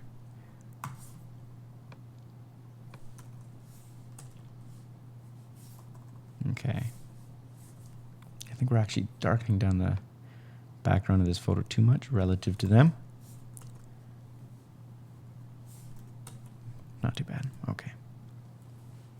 Okay, so this one's crooked. I'm actually going to leave it like that simply because it kind of adds to the energy of the shot.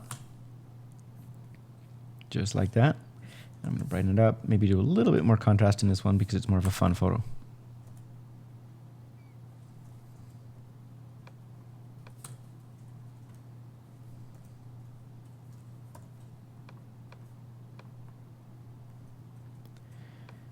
So if you're ever shooting portraits, don't do this. Make sure you get their feet in the shot because you can always crop in. You can never crop out. It's a real bummer.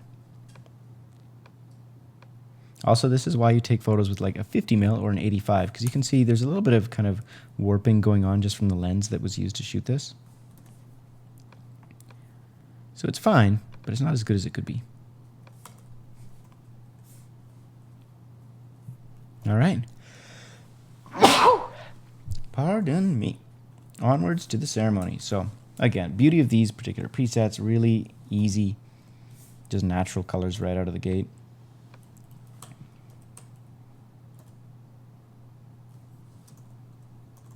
Beautiful.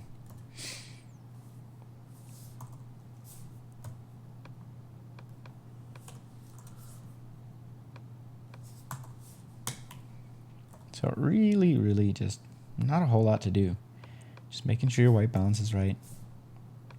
On the photos that you have really high dynamic range, you're pulling your whites and your blacks, your whites and your highlights down, maybe blacks up a little bit, and your contrast down a little bit.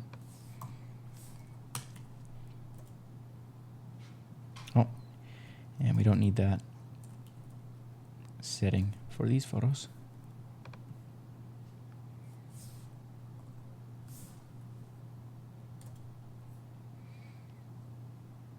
And he has such dark hair, I am going to take the blacks up just a bit.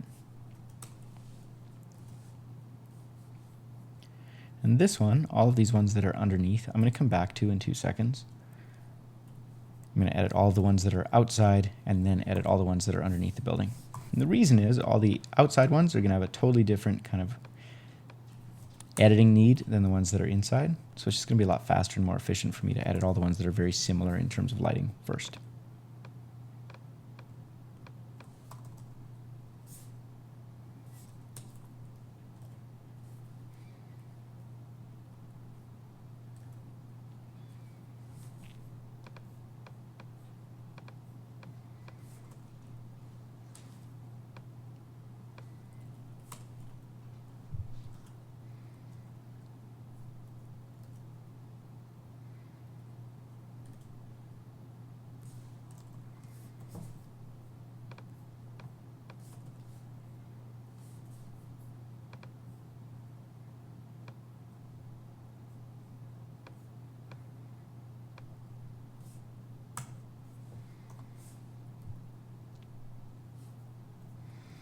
Beautiful. That one's actually perfect. I'm not even going to do anything.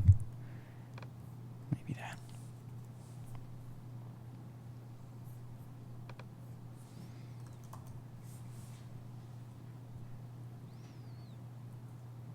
Okay. So that does it for the outdoor. So now we can go back here to the indoor photo that we did.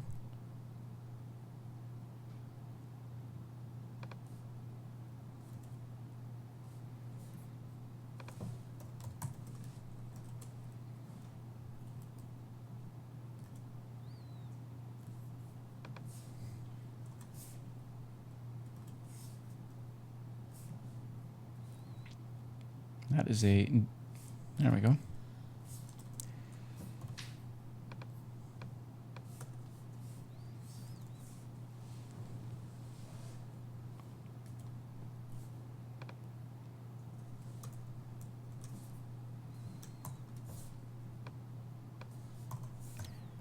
So the key is when you're editing a photo like this, your eyes want to make it brighter than it probably needs to be. You got to keep asking yourself, like, okay, real life, how bright would his skin have actually looked underneath this building? If it was naturally shadowed, you want it to kind of feel shadowed. This part, quite a bit too dark. Contrast down, highlights up a little bit.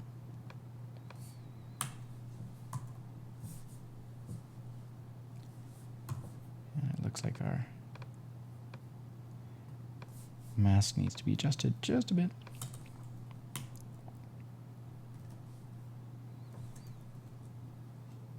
Beauty.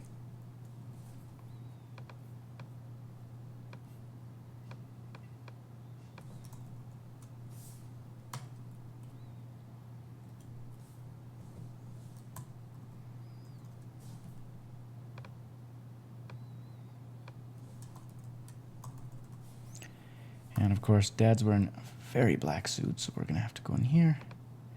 Contrast down, shadows up a bit. That will let us take our blacks back down, get a little more punch in the image without completely blackening everything. Same thing here.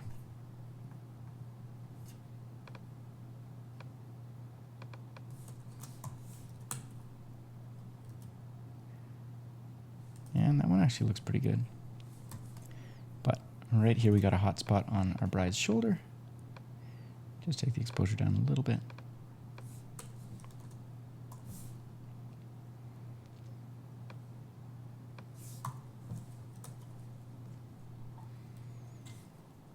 looks great. We do have a camera here, so we'll just crop that out after I get this white balance where it needs to be. Okay, that looks okay.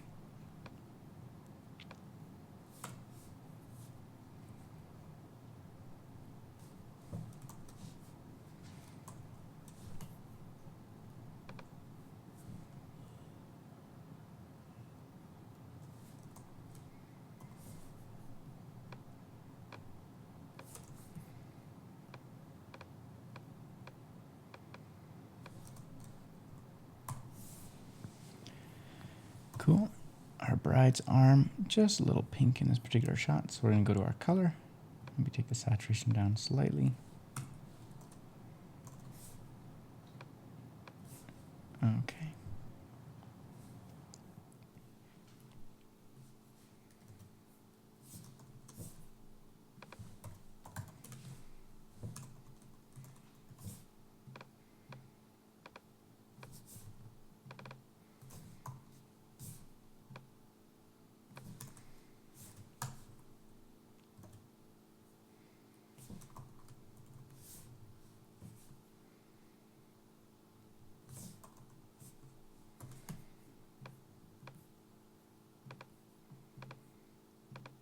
So notice I'm raising the highlights and the whites, not just raising the exposure on our face, because if I did that, it raises everything, including the shadows, and I actually want to keep the shadows. I want there to be contrast on her face, or it would just feel weird.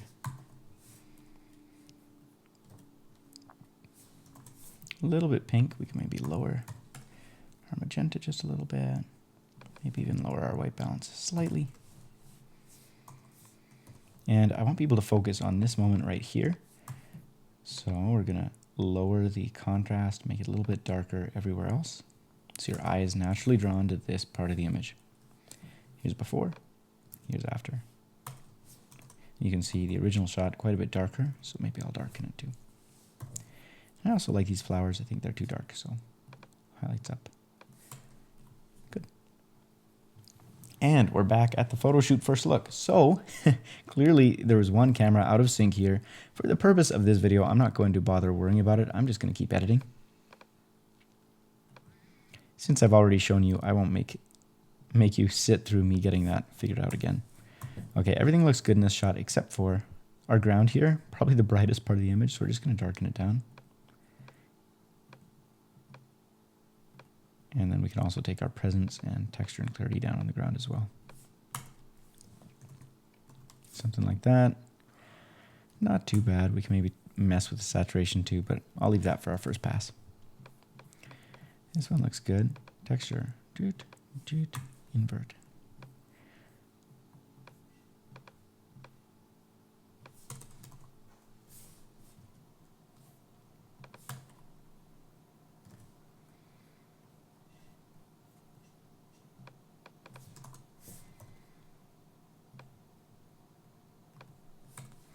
Everything in this shot I love except for this beautiful pipe and this stuff on the grass, this weird door. So by holding shift on your keyboard, by the way, you can adjust the feather of your brush. I'm just going to try and erase that first. Perfect. And then I'm going to try and erase this pipe. Yeah, that's pretty close. Maybe blend it a little bit by adding one more on top. Okay. Before, after. Much better, no Photoshop required. And then lower the contrast just a bit. Feels good. Now, rather than do that all over again, I could maybe just copy my healing settings and see if we get lucky. Yeah, we don't. So let's try this again. Let's reset all of these. Oh, come on, you. Reset. Select this. Select this.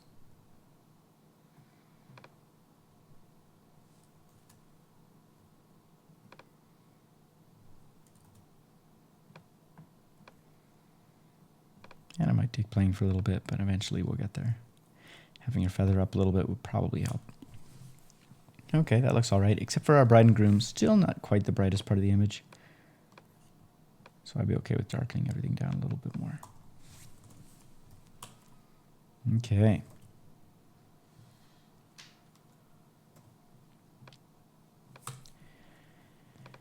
And once more with the pipe. Not such a good job. We'll refresh that. Lightroom will think, still get it wrong. That's probably the closest.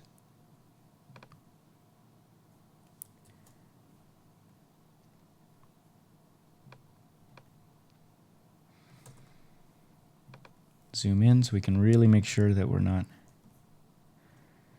doing anything funny.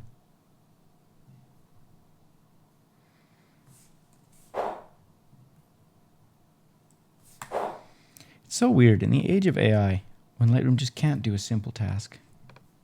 Let's try the erase instead of the clone stamp. Good. And honestly, we got some weird kind of like artifacts going on down there. So what we could do, just sort of follow the coastline.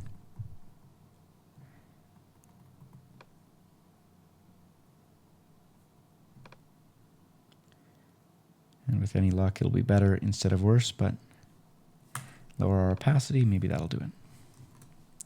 I think that's fine. Of course, on my second pass, that's when we'll go through and just double check and make sure everything's perfect.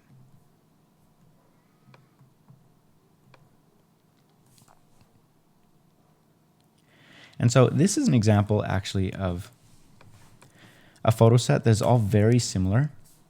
This photo almost exactly the same as the last photo. So the only difference is they're smiling. So I don't know if it's really worth messing around and editing and delivering all three of these when I could just choose my favorite and move on. But I left it in here because sometimes, you know, the couple might want the serious one and I personally like the smiley one. So that's why I did it. But now I regret it just a little bit.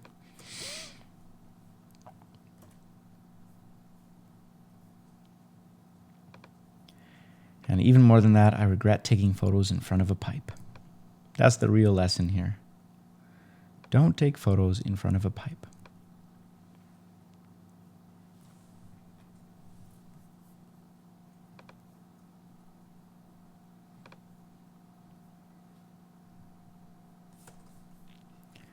Close enough. Another easy way to deal with this, just crop in.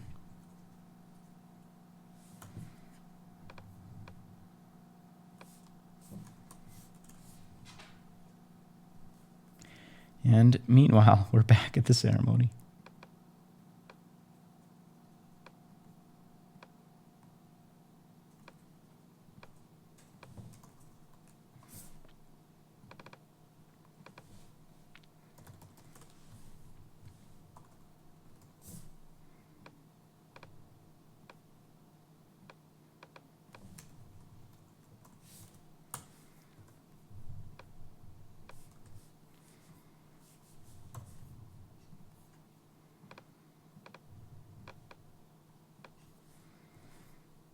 So in this particular shot, her eyes do not look sharp. So we're going to sharpen them up a little bit. Somewhere around there, and then everything else in this image is brighter than her face. So we'll make her face a little bit brighter.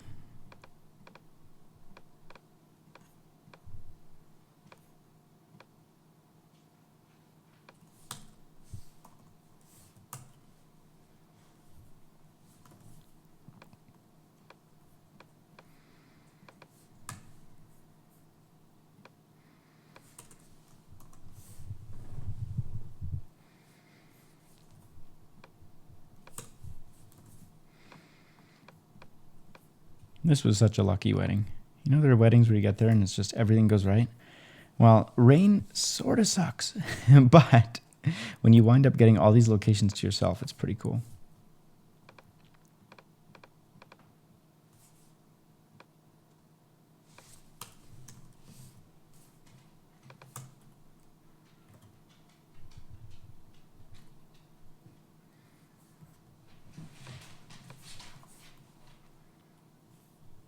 This one's more of a photojournalistic one, so I'm not going to worry about the fact that it's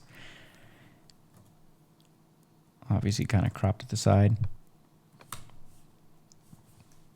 And make sure I don't blow out her dress, so just draw in here really quick. Highlights down, whites down. And that's it.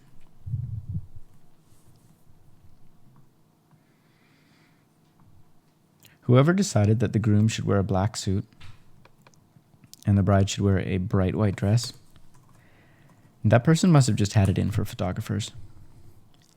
They're like, what could we do that would make it as hard as possible to actually get the right exposure and edit photos? What would that be? And then that's what they came up with.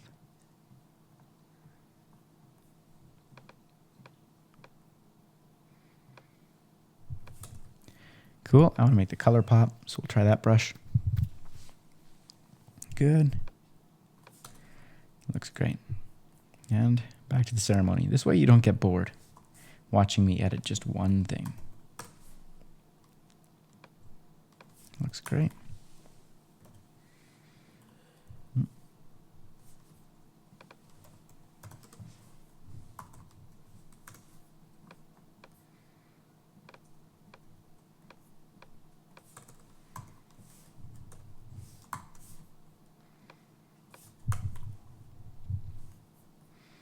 Love that shot.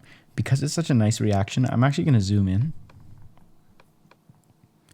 so you can see more what's going on. But I'm not going to zoom in so far because it'd be a beautiful print if you wanted to make it a nice large one. And I might actually try having their reflection in here as well. Good.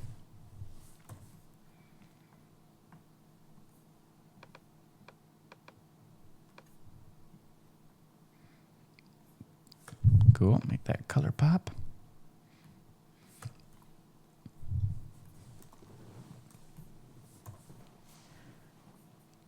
Just gonna bring the contrast down on her arm so we smooth out the skin. It was cold, so that's why she's got some goosebumps happening.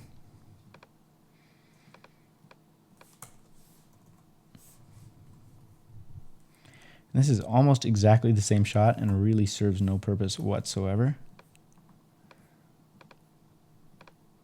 So in 2 seconds, when I finish evening out this one, honestly, there's no reason to keep it. I could either make it black and white to make it different, or I can just delete it. In this case, I'm going to delete it. And end of ceremony.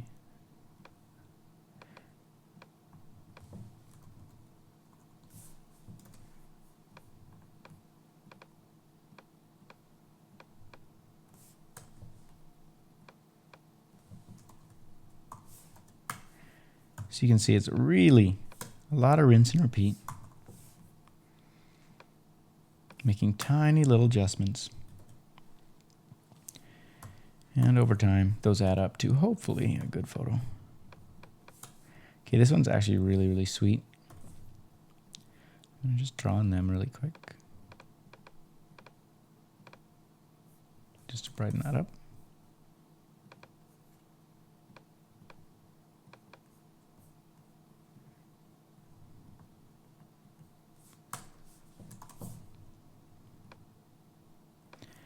And we're going to do a darken down that sky and background.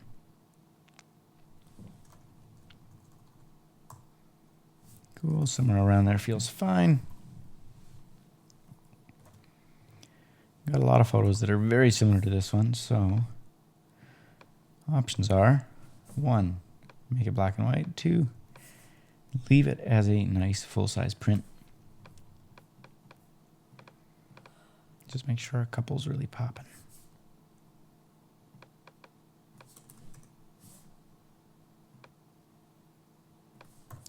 And if we wanted, we could go up here, go select sky. And just see what happens if we use one of these sky brushes. So I've got one here, cloud enhancer. I'm going to take the exposure down a little bit so we recapture some of the detail of those clouds.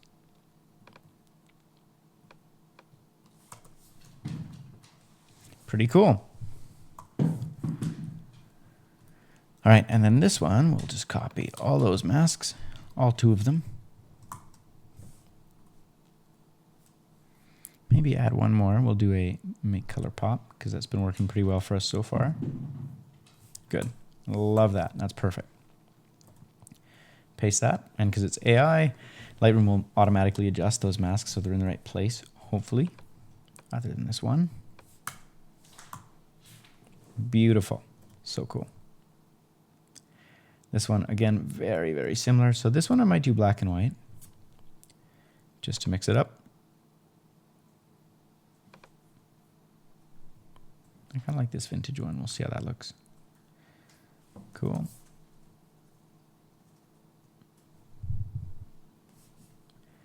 And to me, that looks pretty darn cheesy.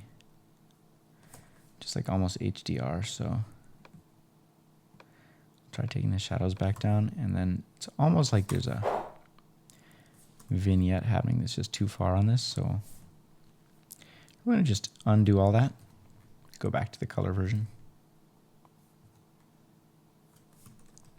Stick with that.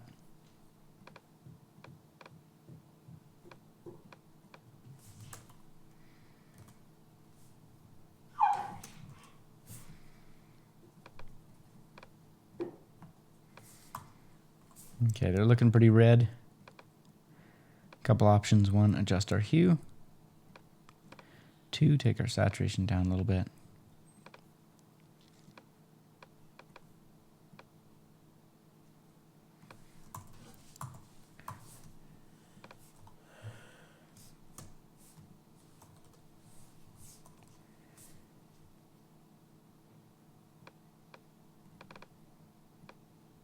And for some reason, I'm just not feeling this one. There we go.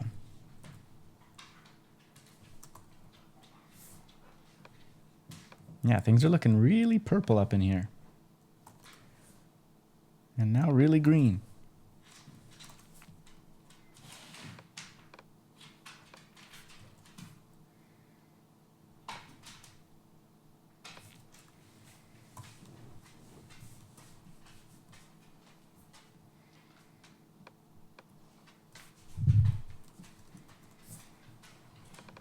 So sometimes you're just figuring it out little by little to get it looking right again.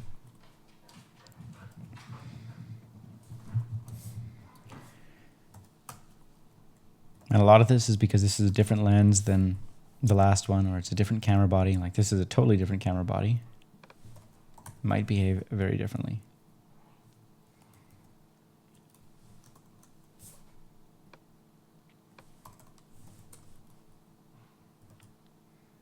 There we go. It was a white balance thing. This one will warm up just a little bit. That's such a cool shot. And I could crop it, make it a little bit more perfect, but I'm almost feeling like, because it feels more organic, it serves the story better. But just to see, let's crop in a little bit. Now, I'm feeling it right there. Same with this one. So cool. We could maybe make the background a little bit more blurry.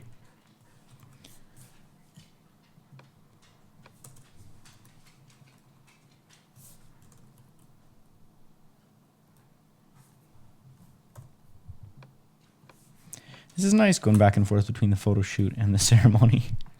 Maybe I should do this more often.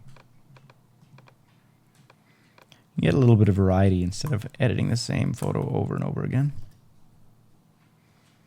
So that's nice.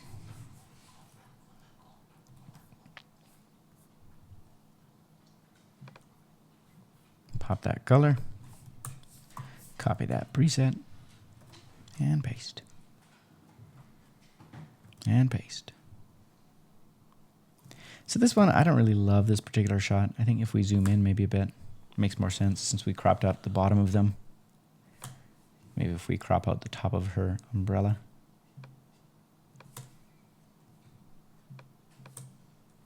Somewhere around there, that feels better. All right, we got a really awesome group shot. I am going to desaturate the greens just a bit because they're popping slightly too much. And that looks pretty rad. what we could do, make a nice radial filter in here. And again, just darken down everything around it slightly so that your eye is drawn even more to the group in the middle. Cool. And now I definitely am seeing, took that green too far. Add some saturation back. All right, same thing, because these are all going to be family photos and pretty similar. I am going to just adjust the greens a little bit. I'm going to take the contrast down a little bit.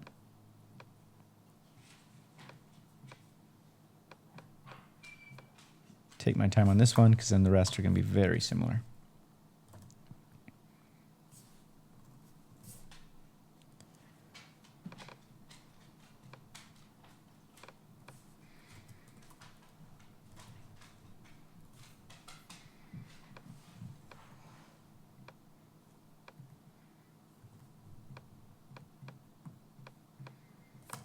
And of course, with family photos, generally you don't want to be this far away.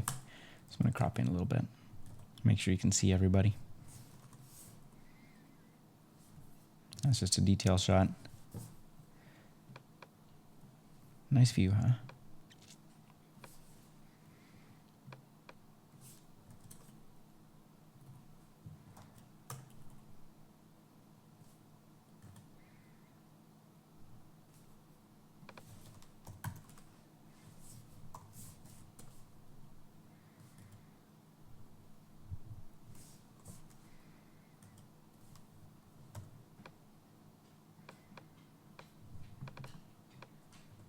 And again, be really careful you don't crop people's dresses or feet out. It's just easier and looks a lot cleaner if you don't do that. Because now I can't really crop in unless I do this and make it look intentional.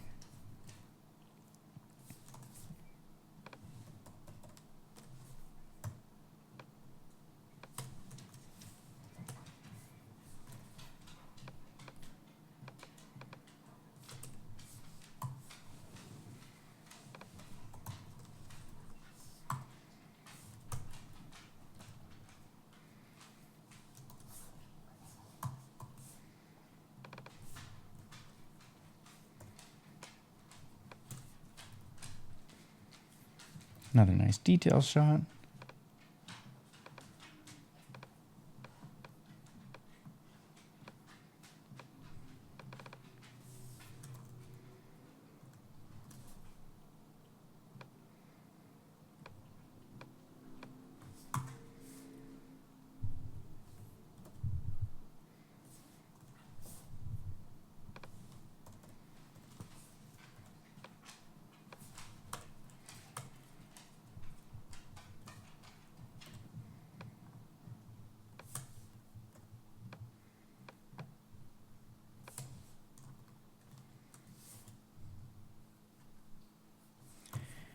And with this beautiful black tux, we are going to have to manually mask that. There's just no way otherwise. Probably with his shirt too wouldn't hurt to just pull the highlights back. Okie doke. Same thing. Contrast down. Sometimes that's enough just by itself. In this case, I think we got lucky, and then we could probably do a radial filter on their faces, take the contrast down as well. Good.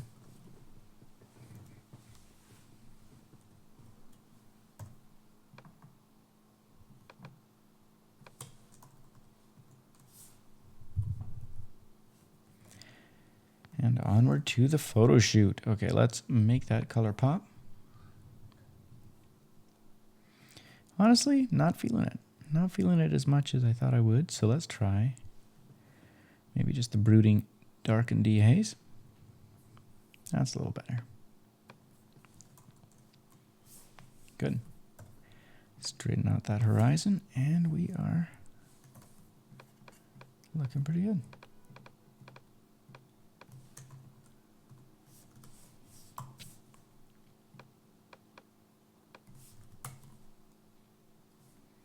And now we have camera number 2 with the entire ceremony. Oh my gosh. So this, ladies and gentlemen, is exactly why before you edit a wedding. Before you start, you get all of your files organized, you adjust all of your timestamps. Because this isn't so bad now, but it's just so much easier when you have all the shots in the same bundle so that you can copy your settings, paste them, get them right once instead of having to flip back and forth. I will say, though, I really like this angle in this lens.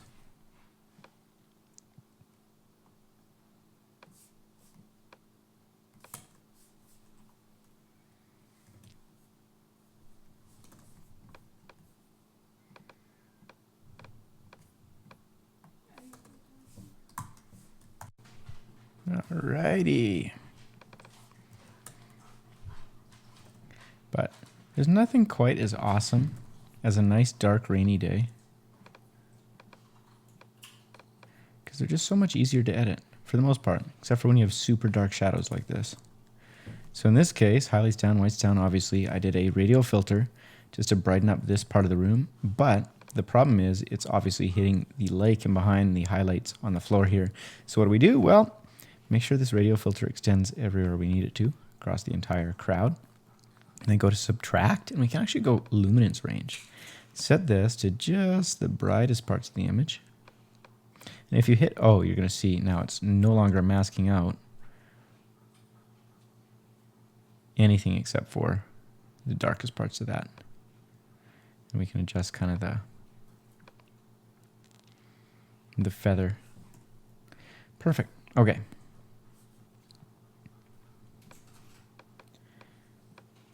So we can get away with pushing it just a little bit.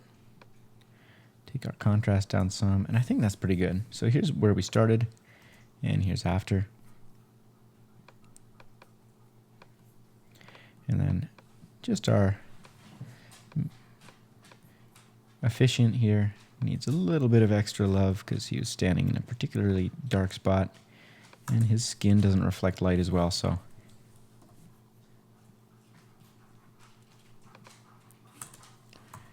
Perfect. And it's okay that things are still a little bit dark, right? Because that's just natural. That's how it would have looked in the real life. Beautiful. Wonderful. Nice natural preset. Like, it's so easy when you have a preset that does what you want it to do the way that you want it to do it. And I gotta say, like, to develop these presets, it was years in the making. It's been 2 years or more, I think, since I released the initial Cleaning Classic pack. And over the years, as I've been editing more and more and more weddings, all sorts of people's other photos, different situations, lighting conditions, whatever, I've been slowly adjusting these things over tens of thousands of images, all the feedback that comes in. And finally, version 2 is complete. Okay. And this one feels a little bit weird, like something's going on here. Almost like there's not enough saturation on their skin, and also it's slightly too green. So we'll try that. That feels a little bit better, but her dress is still very bright, so we're going to darken it down. Rescue those highlights just a bit. I think that's okay. Maybe lower the contrast. There we go.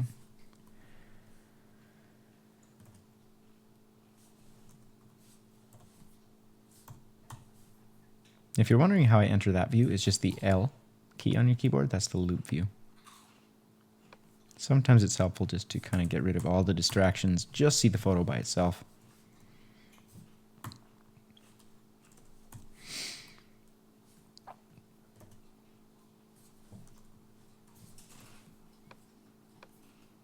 Okay, so the obvious challenge we're going to have here is our groom is cloaked in darkness and our bright bride here needs to be toned down a little bit. So we'll lower the exposure there. Just like that. Then hit M on the keyboard, make it graduated filter. Lower even more. And it's not all about getting it in one mask. By layering them, you can get a much more kind of natural feel to it. Somewhere around there. Straighten things out. As before. Here's after. Not too shabby. Then this part of the image, obviously the brightest, so your eyes are being drawn up there, so we'll just darken it down slightly.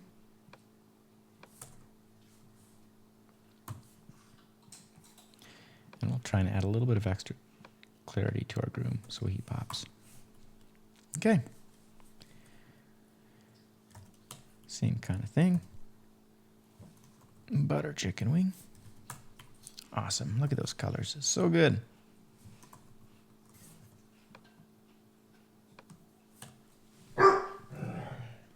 Oh.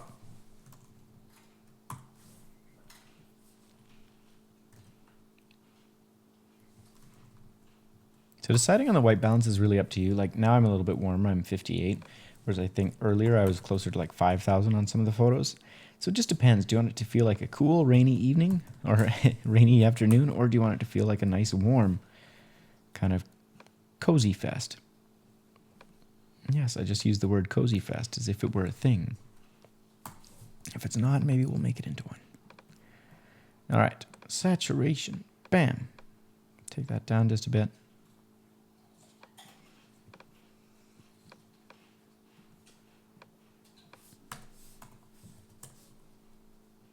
And this one's kind of weird because their feet are just slightly cut off. So I'm actually going to lean into that, exaggerate it like that. But then you lose these pretty roses, so I don't know. I don't know what to do. Take a chance on me. Not too shabby.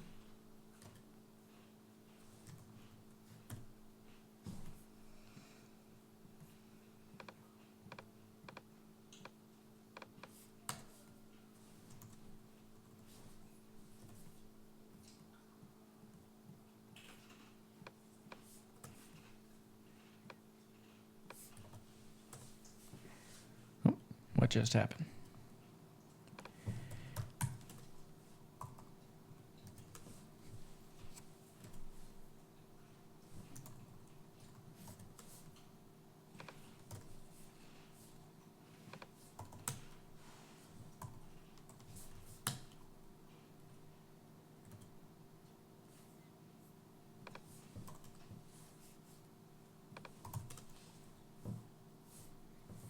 So obviously this white pillar, a little bit bright.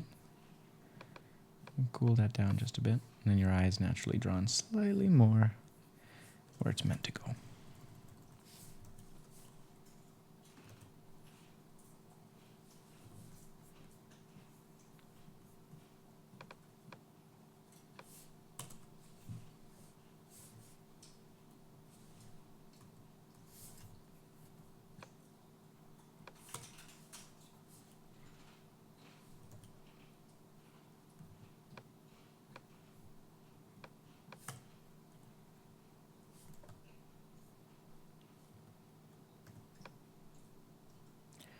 All right, we got like a bridesmaids thing going on here. So pretty good, except for obviously our wedding party very dark. And this floor so bright. So we'll darken that down. And look at how they pop. Like beforehand, your eye's just distracted. And then as you darken it down, so much better. I'm going to go subtract. Select people.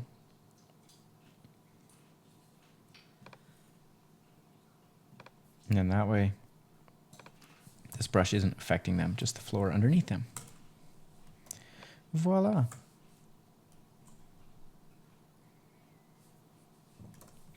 Yeah, these photos are so out of order, it's kind of embarrassing. Oh well.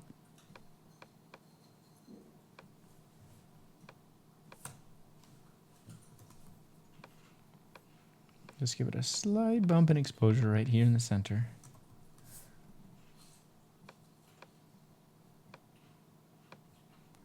Slight bump in texture. Slight bump in saturation.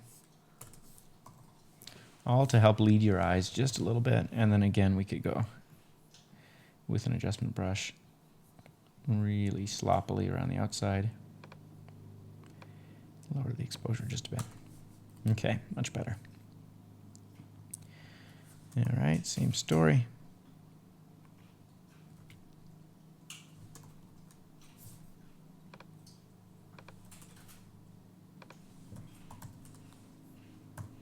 You can tell this is a different camera because the tones and the colors so much different. Okay, that actually looks pretty good. We're just going to do the same thing with our floor here.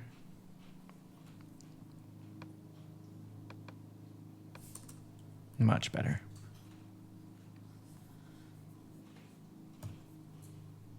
Never do this during a first kiss, folks, because you can always go in and crop to a cool stylistic crop later. But now it's like, that's all I got? Not so good. Luckily, I think that's not the only shot, but it's just high risk. High risk, low reward. All right, so obviously the brightest part of the image is the highlights right here in this chapel-y area. So we could try and darken it like that, but we're gonna have to do the same thing as before, where we actually go click this mask, go subtract, and then go luminance range. Set it to just the brightest part.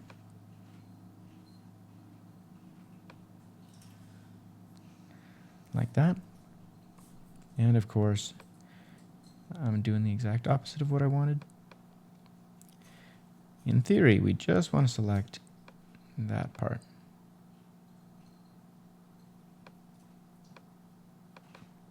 It's kind of funny. It used to be easier, and then Lightroom updated it and actually made it harder, which I find sort of hilarious. Okay, so then we're going to have to dial it back a little bit. But here's before, here's after. So we've really calmed that down quite a bit. That particular shot, though, I don't know if I'm going to keep it. It just, it does not look good. It looks kind of silly. So we're going to delete this one. After spending all that time.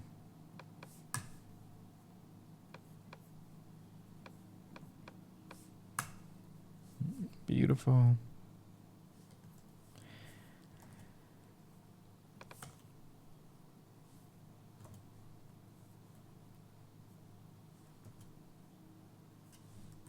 Love that. Like, look how nice those skin tones are. Just beautiful. And the colors. It's probably a weird thing to say about a photo, but I just did. It's just, that's the idea, is that your presets don't need a ton of tweaking. You just make some slight adjustments. Make sure your exposure and your temperature are right. And it should just work. That's the ideal. How pretty are those colors? Just nuts.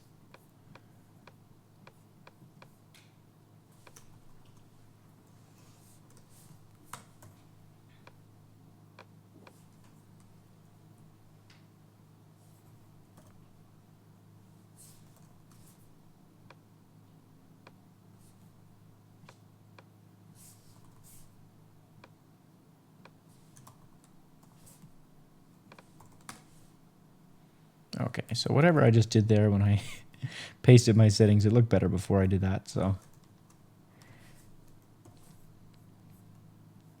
Do one of those, brighten our groom here up a little bit.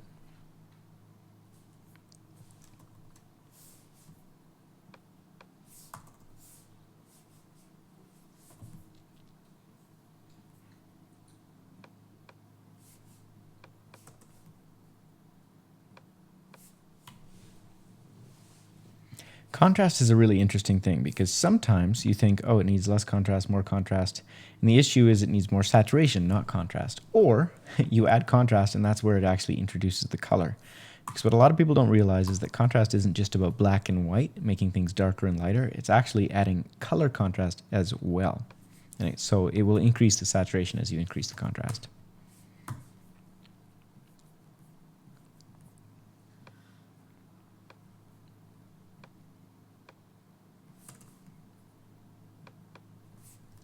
But it's always a balance.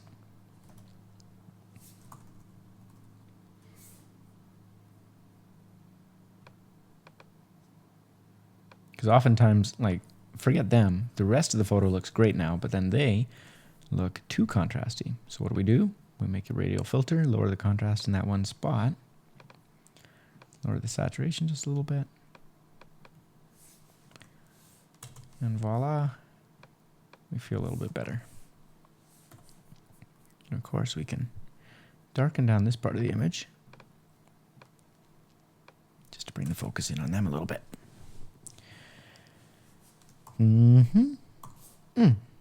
Beautiful.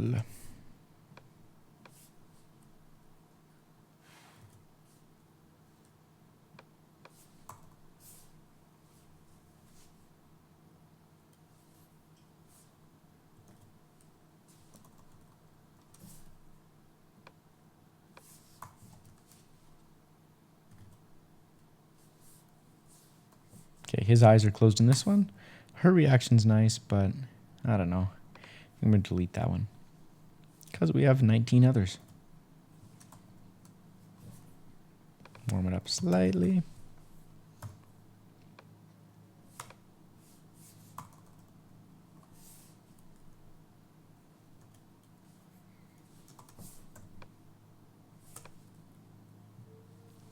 Okay, we do have a really nice group photo somewhere else, and this one doesn't really have everybody in it. So I think I'm not going to worry about it too much, but I'm probably still going to give it to them just for variety. Okay.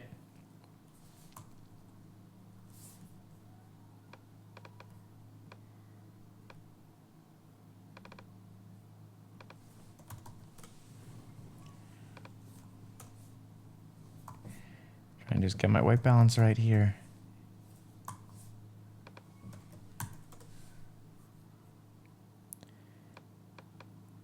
Dial in the exposure, and it's looking really contrasty, so.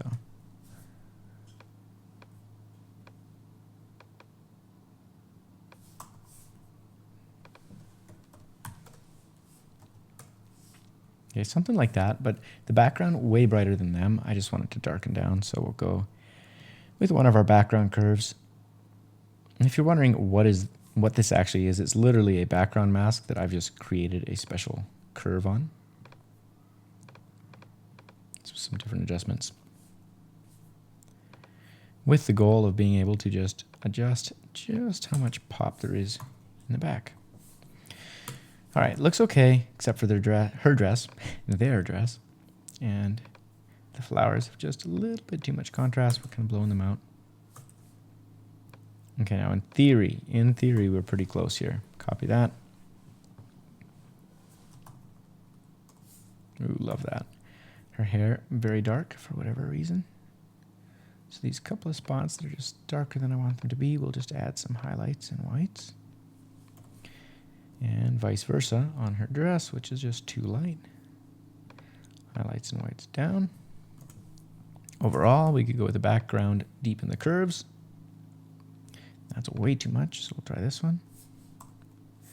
Something like there feels pretty good, but just bloom the highlights a little bit with Vintage AI Bloom, and we're good. Now we can copy all of those, paste it, see if we get lucky. That looks pretty good, other than the fact that our dress selection's probably in the total wrong spot. Yep. So we'll move that. And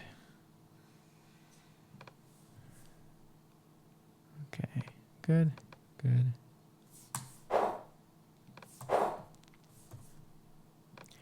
And that's why you don't copy all of the settings, just some of them. All right. Pretty good. Here's before, here's after. Really brought the focus in on them. We could maybe brighten the darker parts of his suit and her setup a little bit. There we go. And of course, these are the money shots that we're taking a little bit more time on. Still doesn't mean the edits have to be complicated. Especially with the AI doing the masking for us. Like, holy crap, does that save a ton of time? Because now it's just like, okay, a little bit here, a little bit there. We'll brighten up their faces a little bit. And the easiest thing I can probably do here is I'm going to paint on them where I want to brighten things up. Click that, go subtract, and go select background. Perfect. Now that mask is just affecting them. Dial it back a little bit. Voila. Before, after. And of course, that dress always too bright for its own good. Highlights down, whites down a little bit. Life is good. Same thing.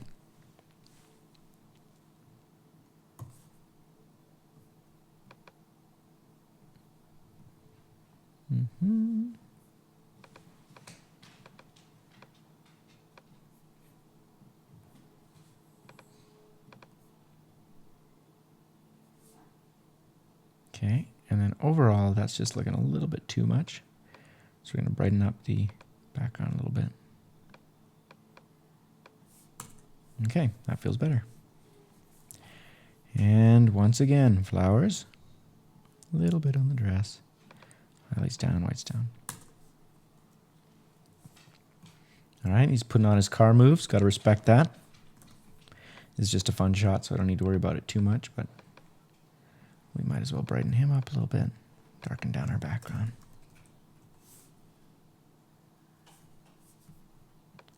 Again, just a little fun shot. So I don't need to be over invested in this, but that's fine.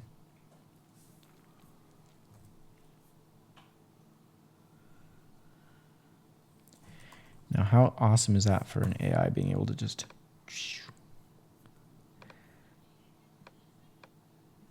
darken things down nicely.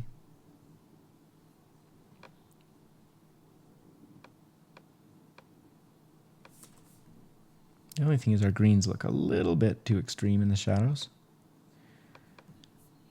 So on this particular one, I might come down here to my shadows. The opposite of green is magenta, so we'll just add a little bit of magenta. There you go, here's before, here's after. We could brighten up our ride a little. Same thing as before, subtract, select background. And highlights up, whites up. Cool. Now the last thing, I might actually get rid of one of these because it just looks like it's taking it too far. So we'll try that. Better.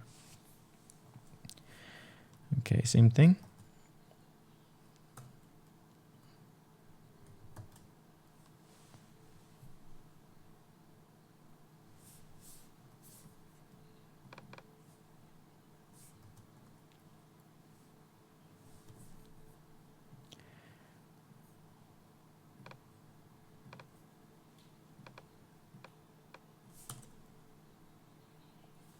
And it's just crazy because, I don't know, a year ago, 2 years ago, when I would have wanted to edit these photos, doing that same amount of masking would have taken me probably 10 minutes to get that photo where I just got it in about 2 seconds. Like, how beautiful is this?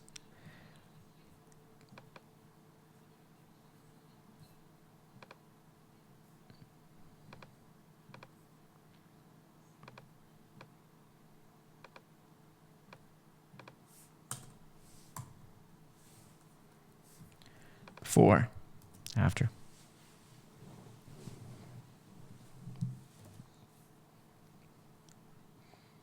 Now this one, because it's all off to the side,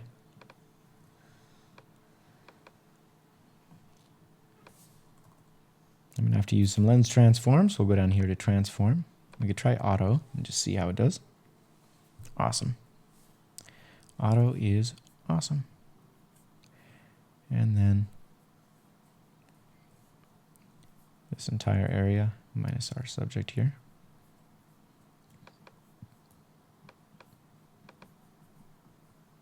Come on. We're just going to take the shadows down.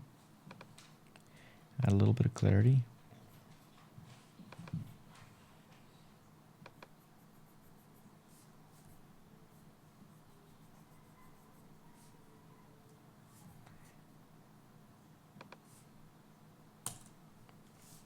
Good. Okay. Rescue that background. straighten out those lines.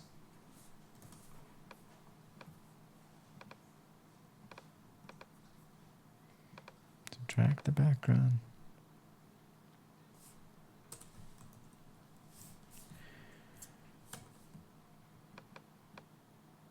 Shabam. Of course, this one, it's almost like we're losing too much contrast. So we can try taking our whites back up. That feels much more natural.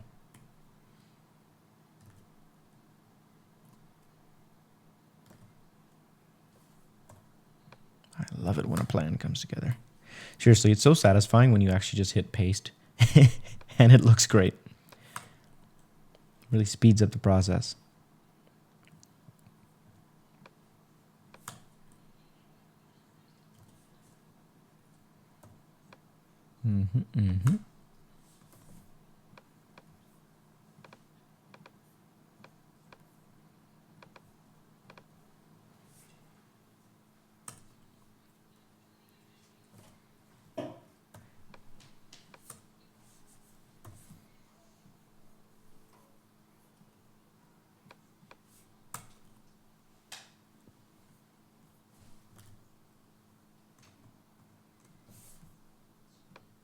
And because their faces aren't facing me in this particular one, I can actually jack the contrast up a little bit more.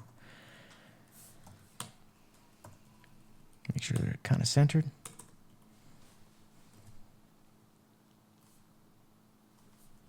Beautiful. Just stunning. What a day that was. What a spot. Okay, now the only thing I'm noticing in this, well, there's a couple. There's this cloud, which is kind of weird. I'm not going to worry about that, but his hair is just a light spot here that I don't, it's distracting. I don't know why. So, good. Just blend it back in. Okay.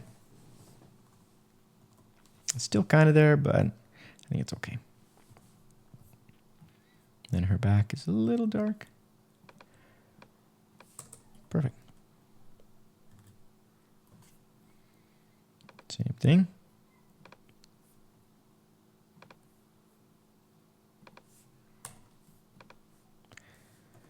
Love it. And we could actually just select them.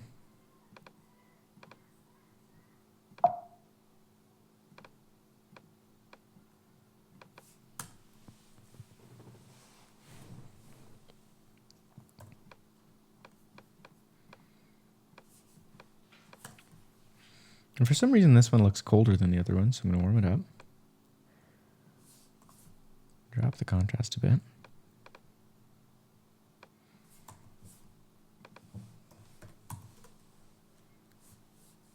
Good.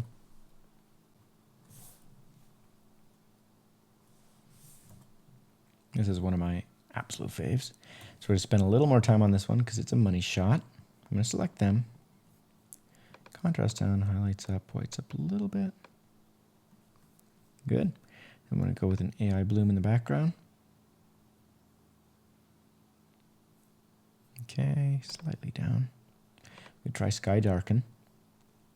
See if we can retain a little bit more texture in those clouds. Okay, that's taken a little far. It's thinking the lake is also the sky. Pretty good so far, but I do want to bring our foreground here, the sidewalk, just a little bit more darker. And by lowering just the shadows, we darken it, but we're also adding some contrast, making it pop a little. Okay, and then up on them, just in the darker spots, his wet jacket, her hair, and face, his hair. Again, we're just going to brighten those areas up. And there we go. Here's before. Here's after. Looks pretty good. I will maybe bring the exposure down everywhere else, so our eyes are drawn towards them just a bit more. Cool.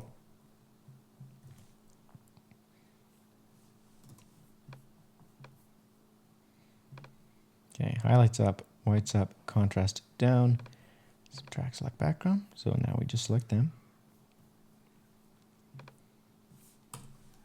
Pretty good.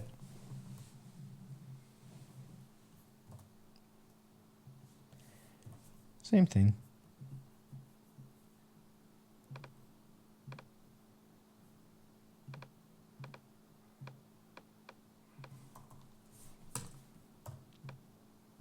And this one I'm going to go a little bit more too on the ground.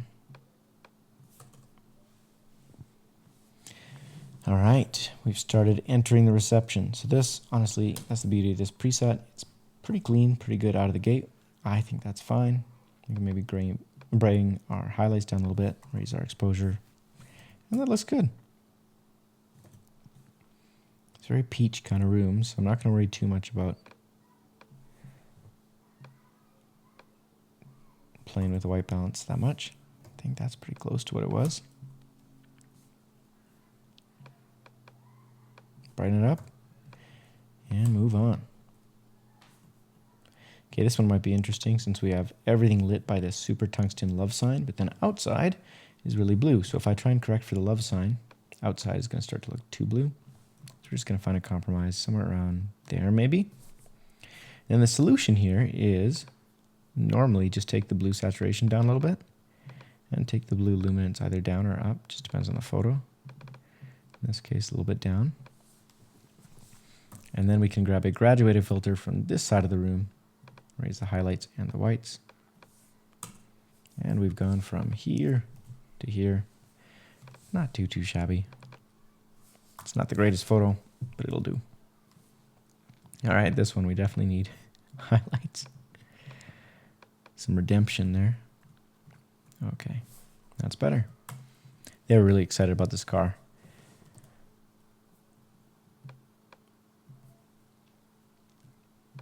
Let's go back to these settings and copy them because I think they look pretty good.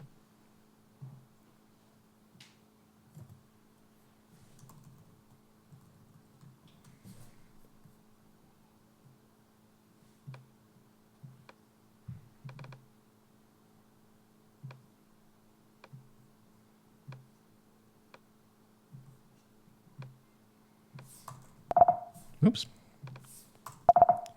Oh, come on now. My fingers are slipping. Okay, so we're going to try taking our contrast down and then adding some back in our tone curve. This can be a slippery road, but we're going to attempt it.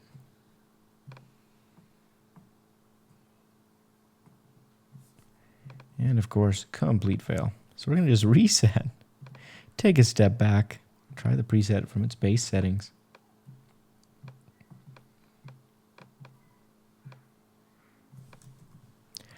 And this particular shot was just so high dynamic range and it was underexposed, so we're going to try just painting on them. Go subtract background. We'll just try and brighten our subjects by themselves. And then we can darken everything else down a little bit.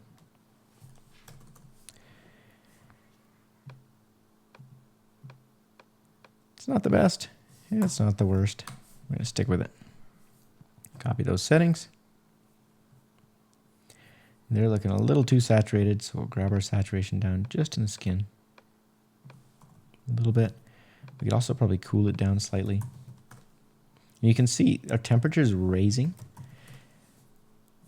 And part of that is because it's later in the day. It's actually close to sunset, even though you can't tell because of the clouds in the sky.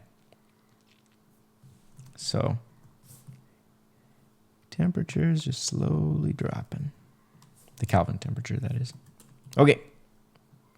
I think I went too far there. Looks better like that.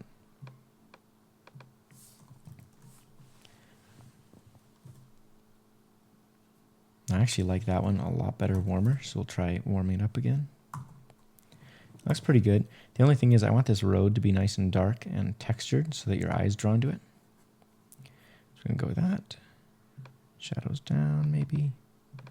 Or try a little bit of texture like that. Okay, cool. Darken everything down. And then, of course, her dress. Just kind of capture those highlights. Prevent them from clipping. Okay, love it. We can maybe play with adding some more blue to it. Easiest way to add blue to an image, just drop your temperature. Okay, that's looking all right.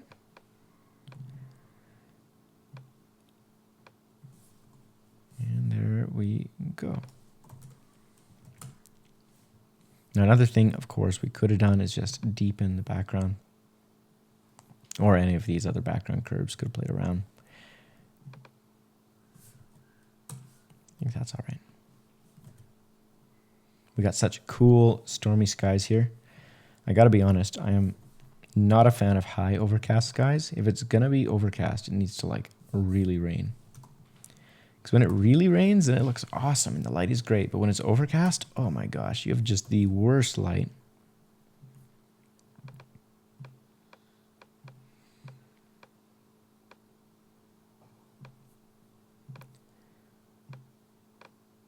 Okay, so I'm actually going to delete this because I think they're too bright in the image. Something like that feels okay to me.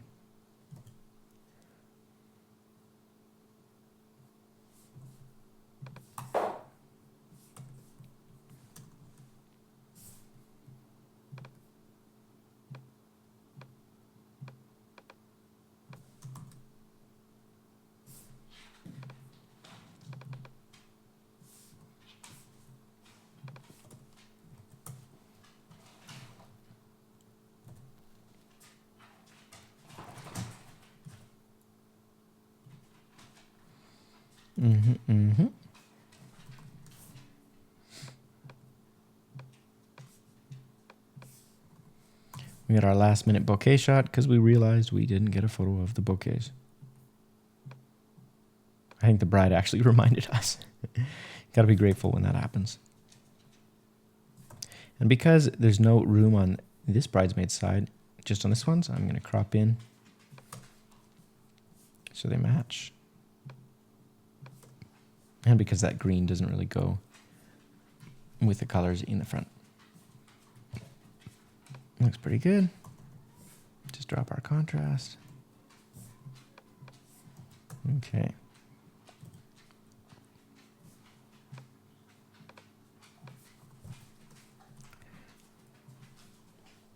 Pretty good. Again, just the dress. Good.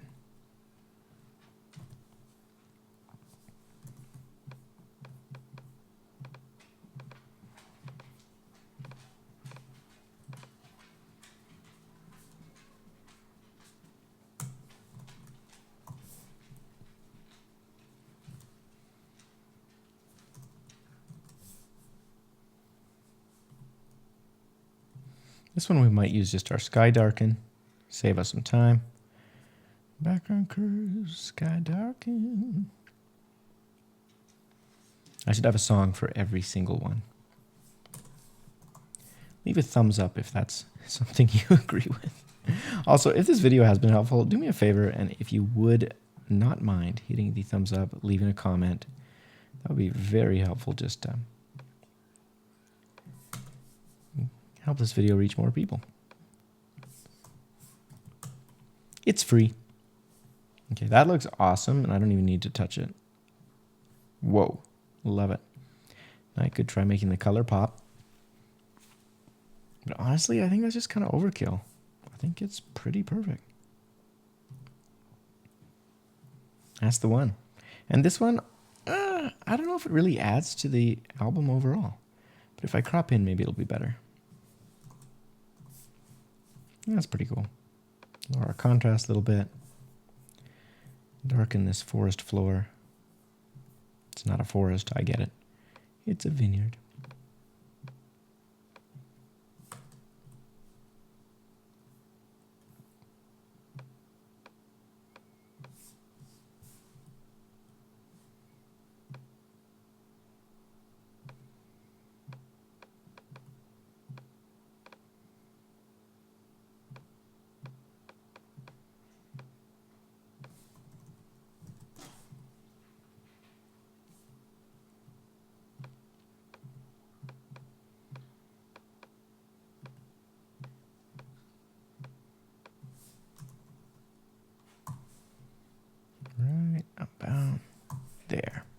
Shabam. Before, after. It's easy. It's simple. Just a matter of getting the contrast, highlights, and whites dialed into the right place.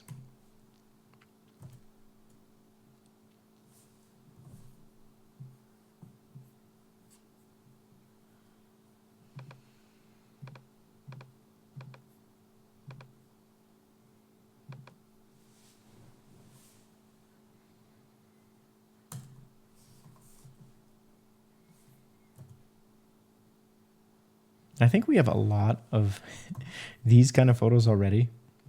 So I don't know how important it is for me to save that many more of the entire wedding party, but it doesn't take too long, so we might as well.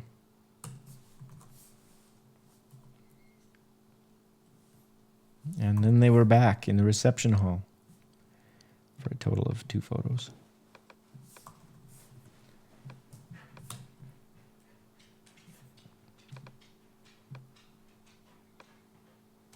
Lower that white balance. Take some of the saturation out of the blue, just not too much or it'll feel weird.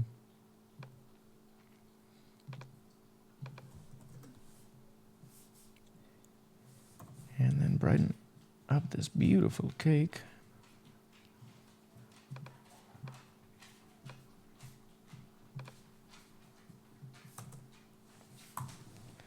Cool. And then, of course, this is a pretty distracting sign, so since it's not adding anything, we'll get rid of it. And I'm thinking that's quite a bit better than where we started. Of course, if you really want to dial it in, take your time.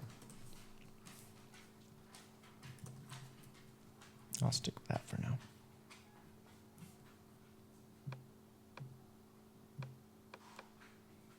And of course, there's a beautiful, beautiful yellow toolbox in this shot. So we're going to just zoom in, see if we can't turn this into a cake shot.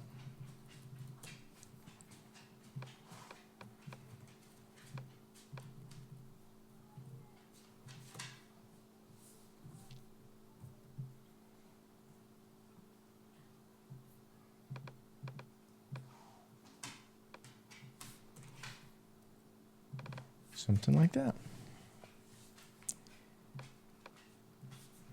Now, if you're wondering how these speech photos were taken, well, obviously there's big windows over here, so they helped. There's also a triple flash setup. So I set up flashes in 3 corners of the room, kind of like a triangle, all pointed up at the ceiling. So what winds up happening is you get light coming from every part of the room, and you get really beautiful fill light, because obviously there's no window here, so this was really dark. So you get light on the face, but you also have the backlight from the window, but there's just light bouncing around in the entire room. So I'd recommend if you have the time, but you need a lot of time to set that up. It probably took me about 30 minutes. Okay, let's grab this car. Subtract, select background.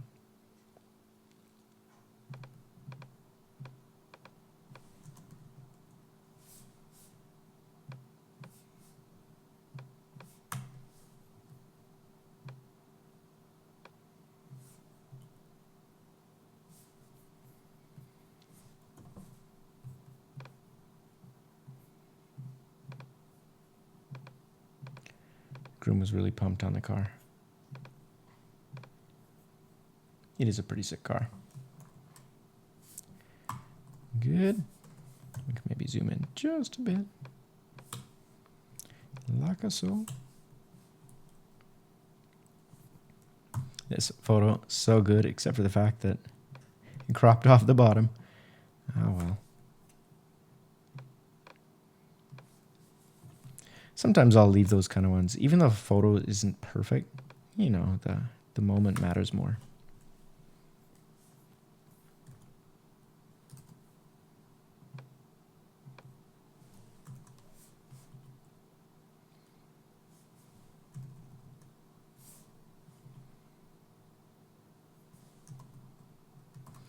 That's just a friend driving by, and you can see they're taking photos. So I think this will actually be fun if you can see that that's what's happening. And there we go. And it looks like everything in this photo is sort of in focus. So I actually am going to just grab these vines and our foreground and put them a little bit more out of focus just to bring your eyes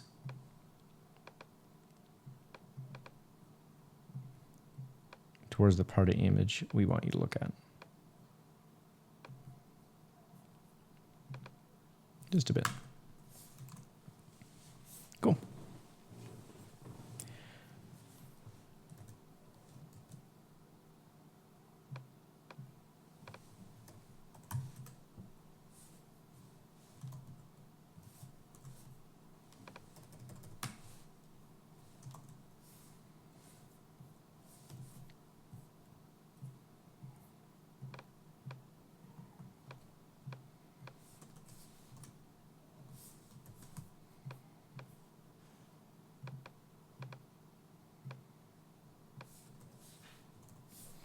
Definitely need to darken that sky down.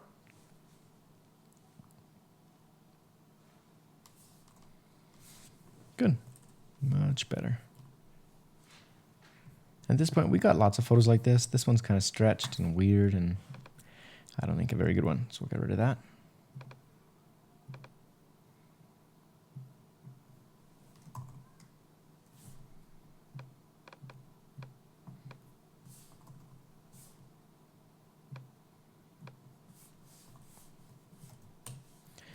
Perfect. Just darken this down a little bit.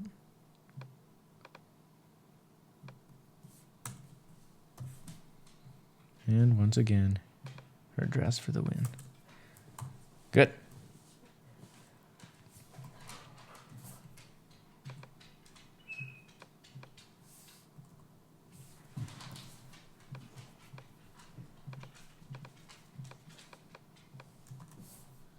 Sky darken.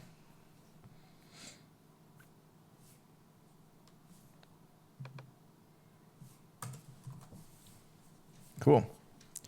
Isn't that crazy? Before, after. Like, it's amazing what you can do with a couple clicks now.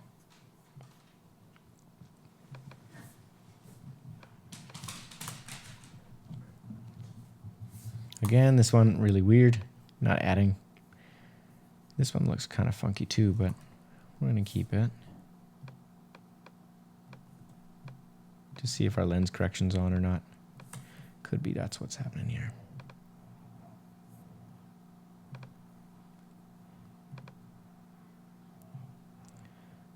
So honestly, I feel like it's actually better without the lens corrections on. That kind of solves the problem a bit.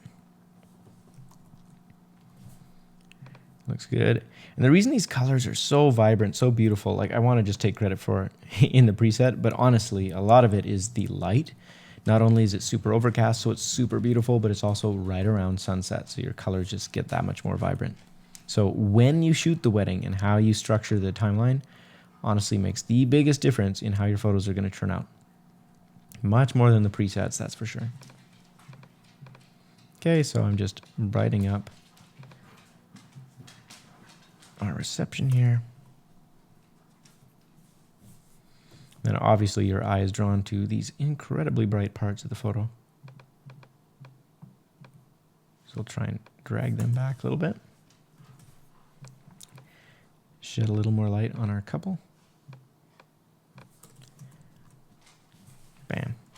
Before, after. Again, on the second pass, I can actually come through and just do this a little bit more carefully, in-depth, nuance, what have you. But for now, it's more about just getting the gist of it, getting it right, working with momentum, because the last thing you want to be doing is working on a wedding for like 3 weeks. You just want to sit down, get it done, then take a break, come back to it the next day, have a second go.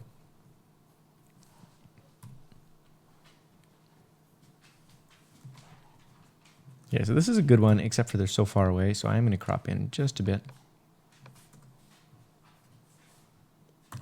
And then we've got this super bright background. So go like that. Subtract, and now select subject.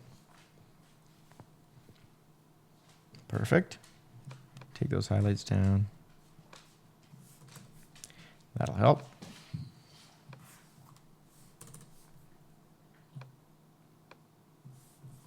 And we could try and brighten them up a bit. I'm not going to do this for all of our speech photos because that would take forever, but for a wedding couple, they're worth it. Okay, again, same exact thing.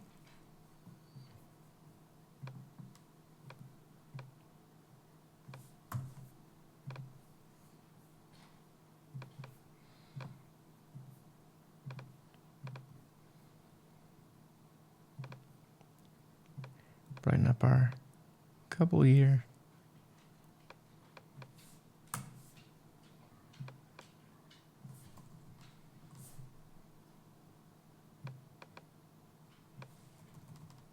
Good. Before, after.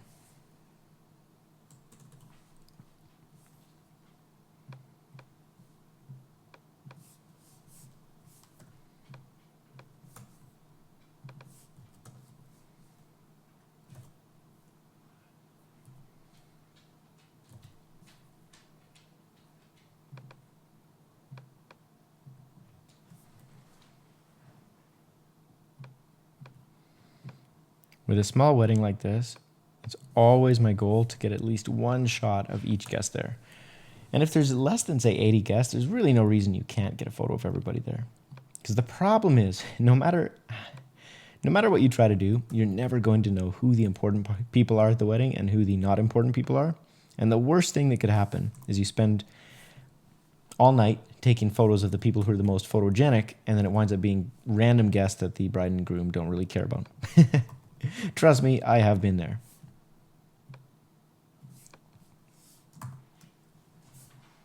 Let's take our highlights down. Put our contrast back up. No. Just trying to get the best possible color here. Somewhere around there, it's feeling a little magenta. We can maybe try messing with their skin tones by taking the saturation down just a bit. There, perfect. So before, after, it's maybe a little bit dark.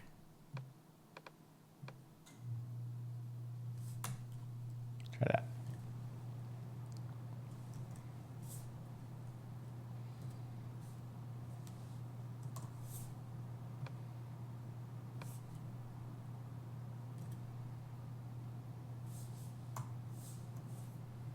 That cake's looking a little dark.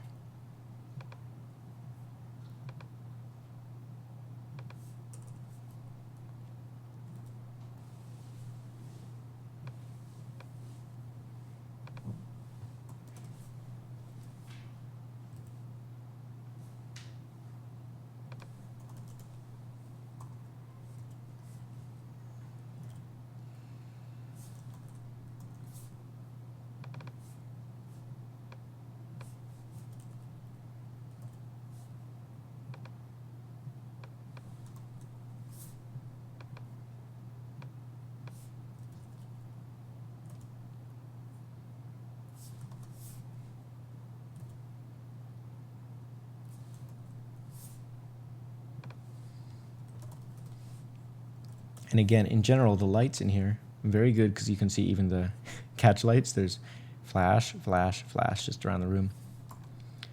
So no matter where you go in the room, because there's 3 flashes, and they're kind of set in a triangle around the entire place, you wind up getting good light. And you can do the same with video lights as well.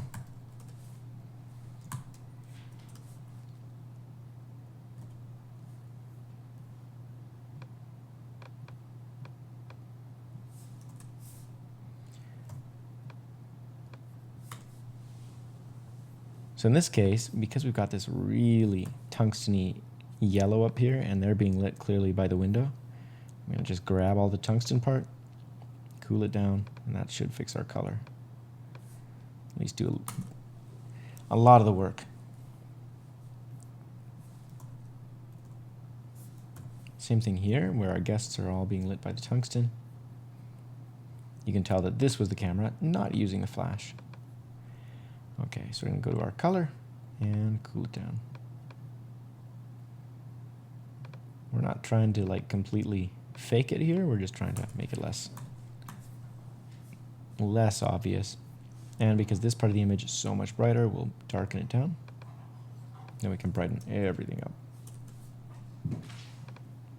Lower our highlights just for the windows here. There we go.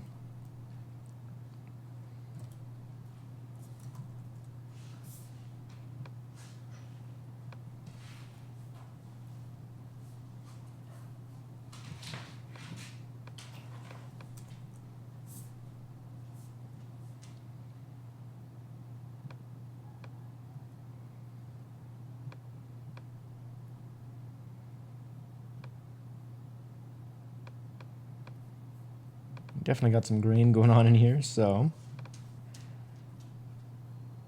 let's take our luminance up a little bit, color noise reduction up a little bit.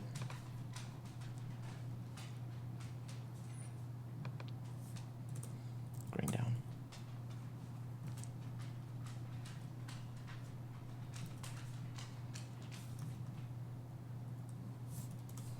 Look at how nice those skin tones are. Night photos are the trickiest, but when you get the light right, makes a big difference. And of course, one of the big parts of making these presets was just playing and playing and playing and experimenting to get good results even in bad light. Because there are some presets that just do not work. As a person who has used them, they might work in good lighting, but then when you get into a tricky situation, they just stop working.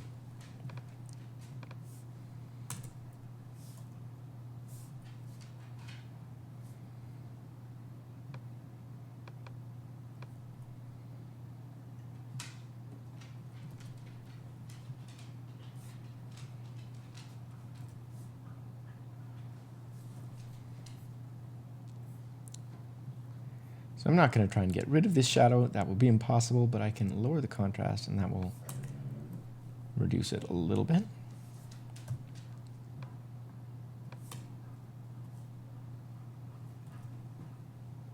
Now this one, if we wanted to make it a little bit more romantic, we can make the background dreamy. There we go. Maybe even a little more and go into that mask and play around. Maybe we'll make the background really dark. Here's before and here's after.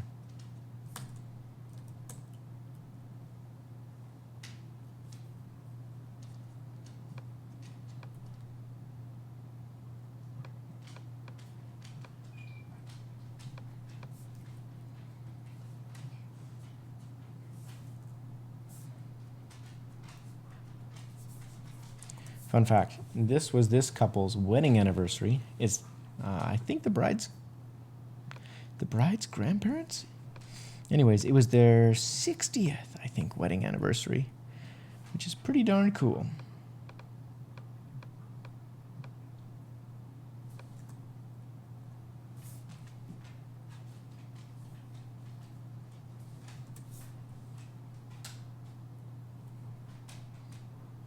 Okay, I don't think this one really adds much to the wedding overall, so I'm going to get rid of that one. Now the party has started. So I'm going to go a little bit higher contrast on these. Maybe darken down the background a little bit.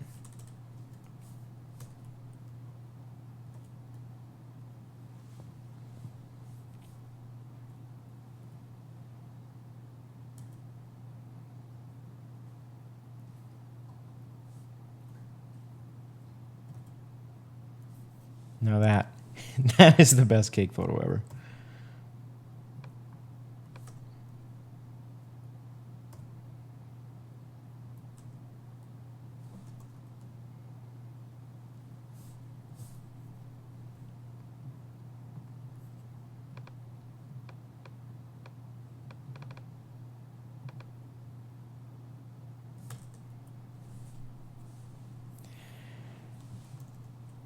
And these ones just happen to be taken off out of sync with the flash. That's because the shutter speed is higher than the sync speed of the flash. That's why you get these lines. But I think they're kind of cool in this particular shot, so that's why I didn't cull it out.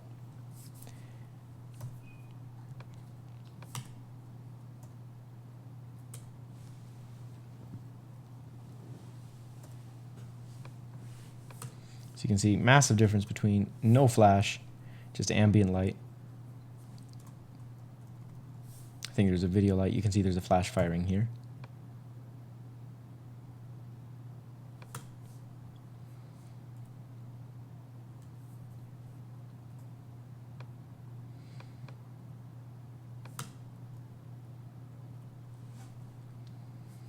Actually, I take it back. I think this camera did have flash. It's just the settings were higher than the sync rate, and so that's why you have these weird black bands. So there you go.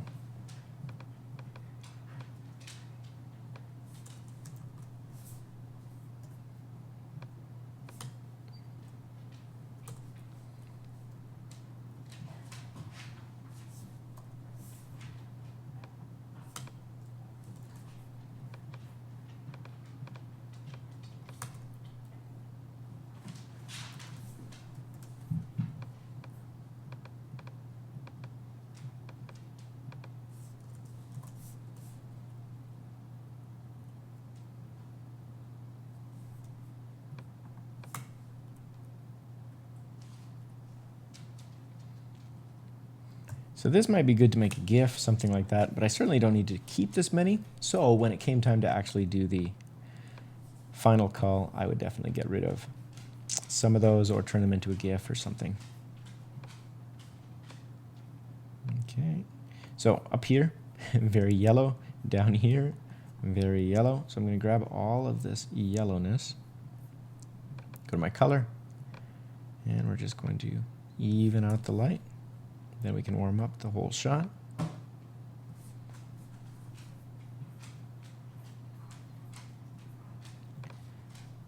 Brighten up our bride. And there we go. Crop it in a bit. Love it.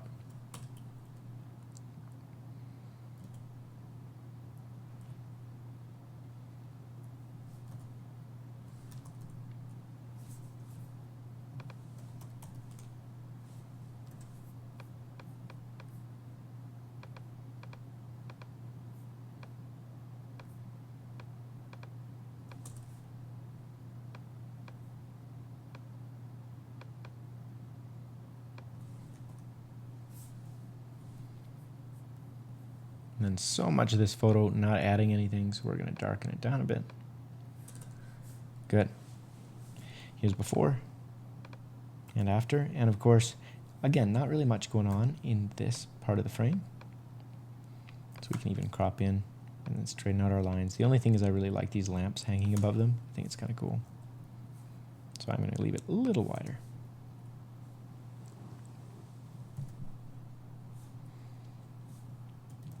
And we'll just copy this. Save some time, hopefully.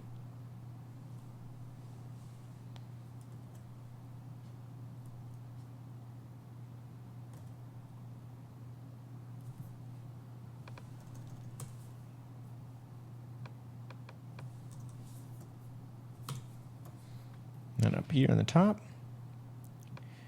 just darken it down because it's kind of taken away from the activity below.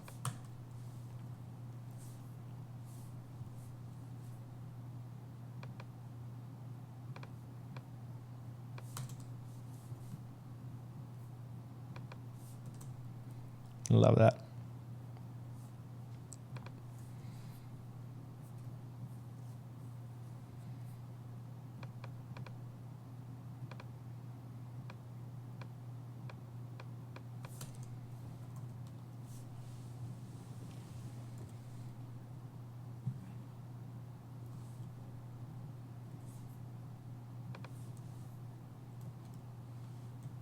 Fun fact, if you're ever selecting a mask and you want to toggle to your eraser, just hold down Alt. That lets you switch between your brush and your eraser without having to go over into your tool panel and actually select it.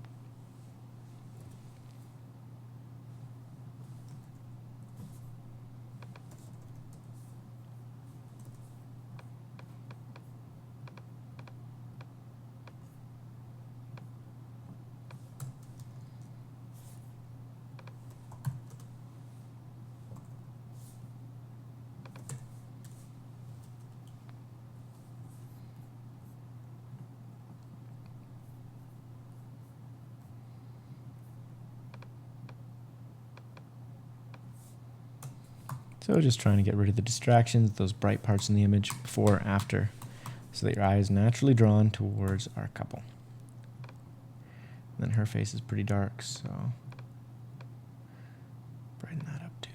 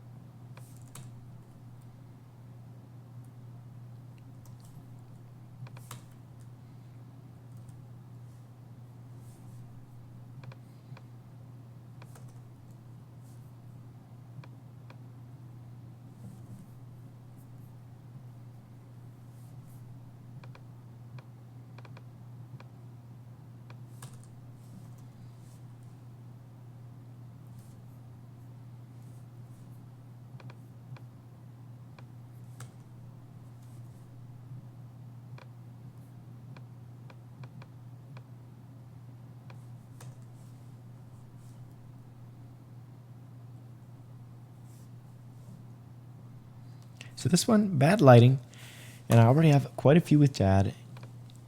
I think I'm just going to delete that one. Better impact. This guy here. There's two ways to do it. One would be with the couple dancing and Grandpa in the back. The other would be just to zoom in on them. I think it's better like this. Tells more of a story and connects the couple, well, dad and daughter, with the parents.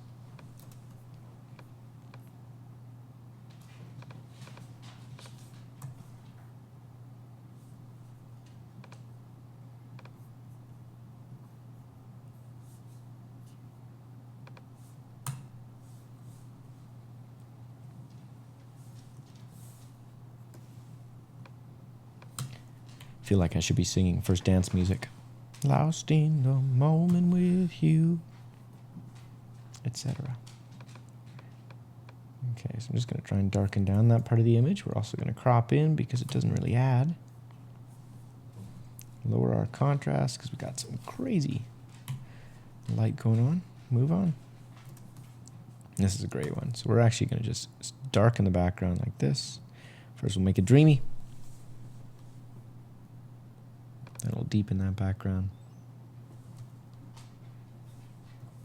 And our subjects, we'll actually go to the subject adjustments, and we'll go with subject HDR soften. So this is actually meant for, well, as you can imagine, high dynamic range images. Just to soften the subject, brighten them just a little bit. So here's before, and here's after. Doesn't totally solve the problem, but it's definitely quite a bit better. And then we were dance partying.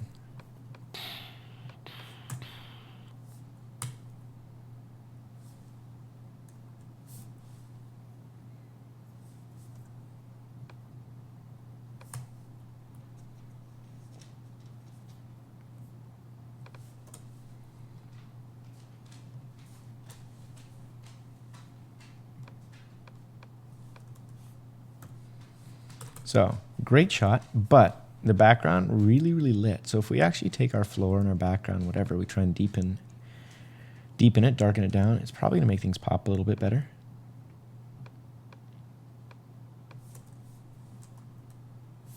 Make it feel more like a dance party.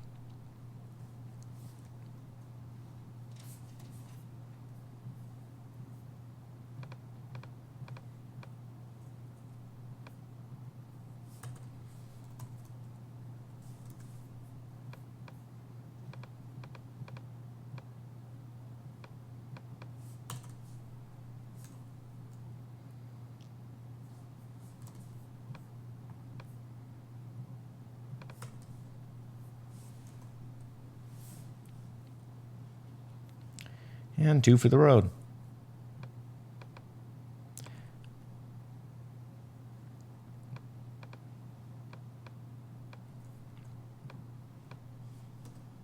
So that does it. Whole wedding, and the total time it took was just about 3 hours in total. Now, it would have been a little bit faster had I been just editing instead of talking through some stuff and showing you how I'm approaching it. But hopefully it was helpful just to see kind of my approach. It really comes down to having systems, making sure your files are organized up front, you're culling as much as possible so that you don't have to edit as many photos, and having systems when it comes to your presets, getting an overall look for the entire shoot, and then from there applying that preset, going through one by one and using things like your adjustment brush presets, like your AI engine presets to just speed up the edits, and then using your hotkeys. Really important. Plus and minus for exposure, and then Shift M for radio filter, M for graduated filter. Like those are 95% of the shortcuts that I'm using in here, and then the Alt or Option key just to reset settings in here. So yeah, hopefully this was helpful. If it was, leave me a comment. What was the most helpful thing that you're going to apply to your edits, and what other kind of editing tutorials would you like to see in the future? If you want to check out these presets and get a discount, grab that in the description below, and subscribe if you want more content like this. Otherwise, I'll see you in the next video. In the meantime, good luck and create something awesome. Peace.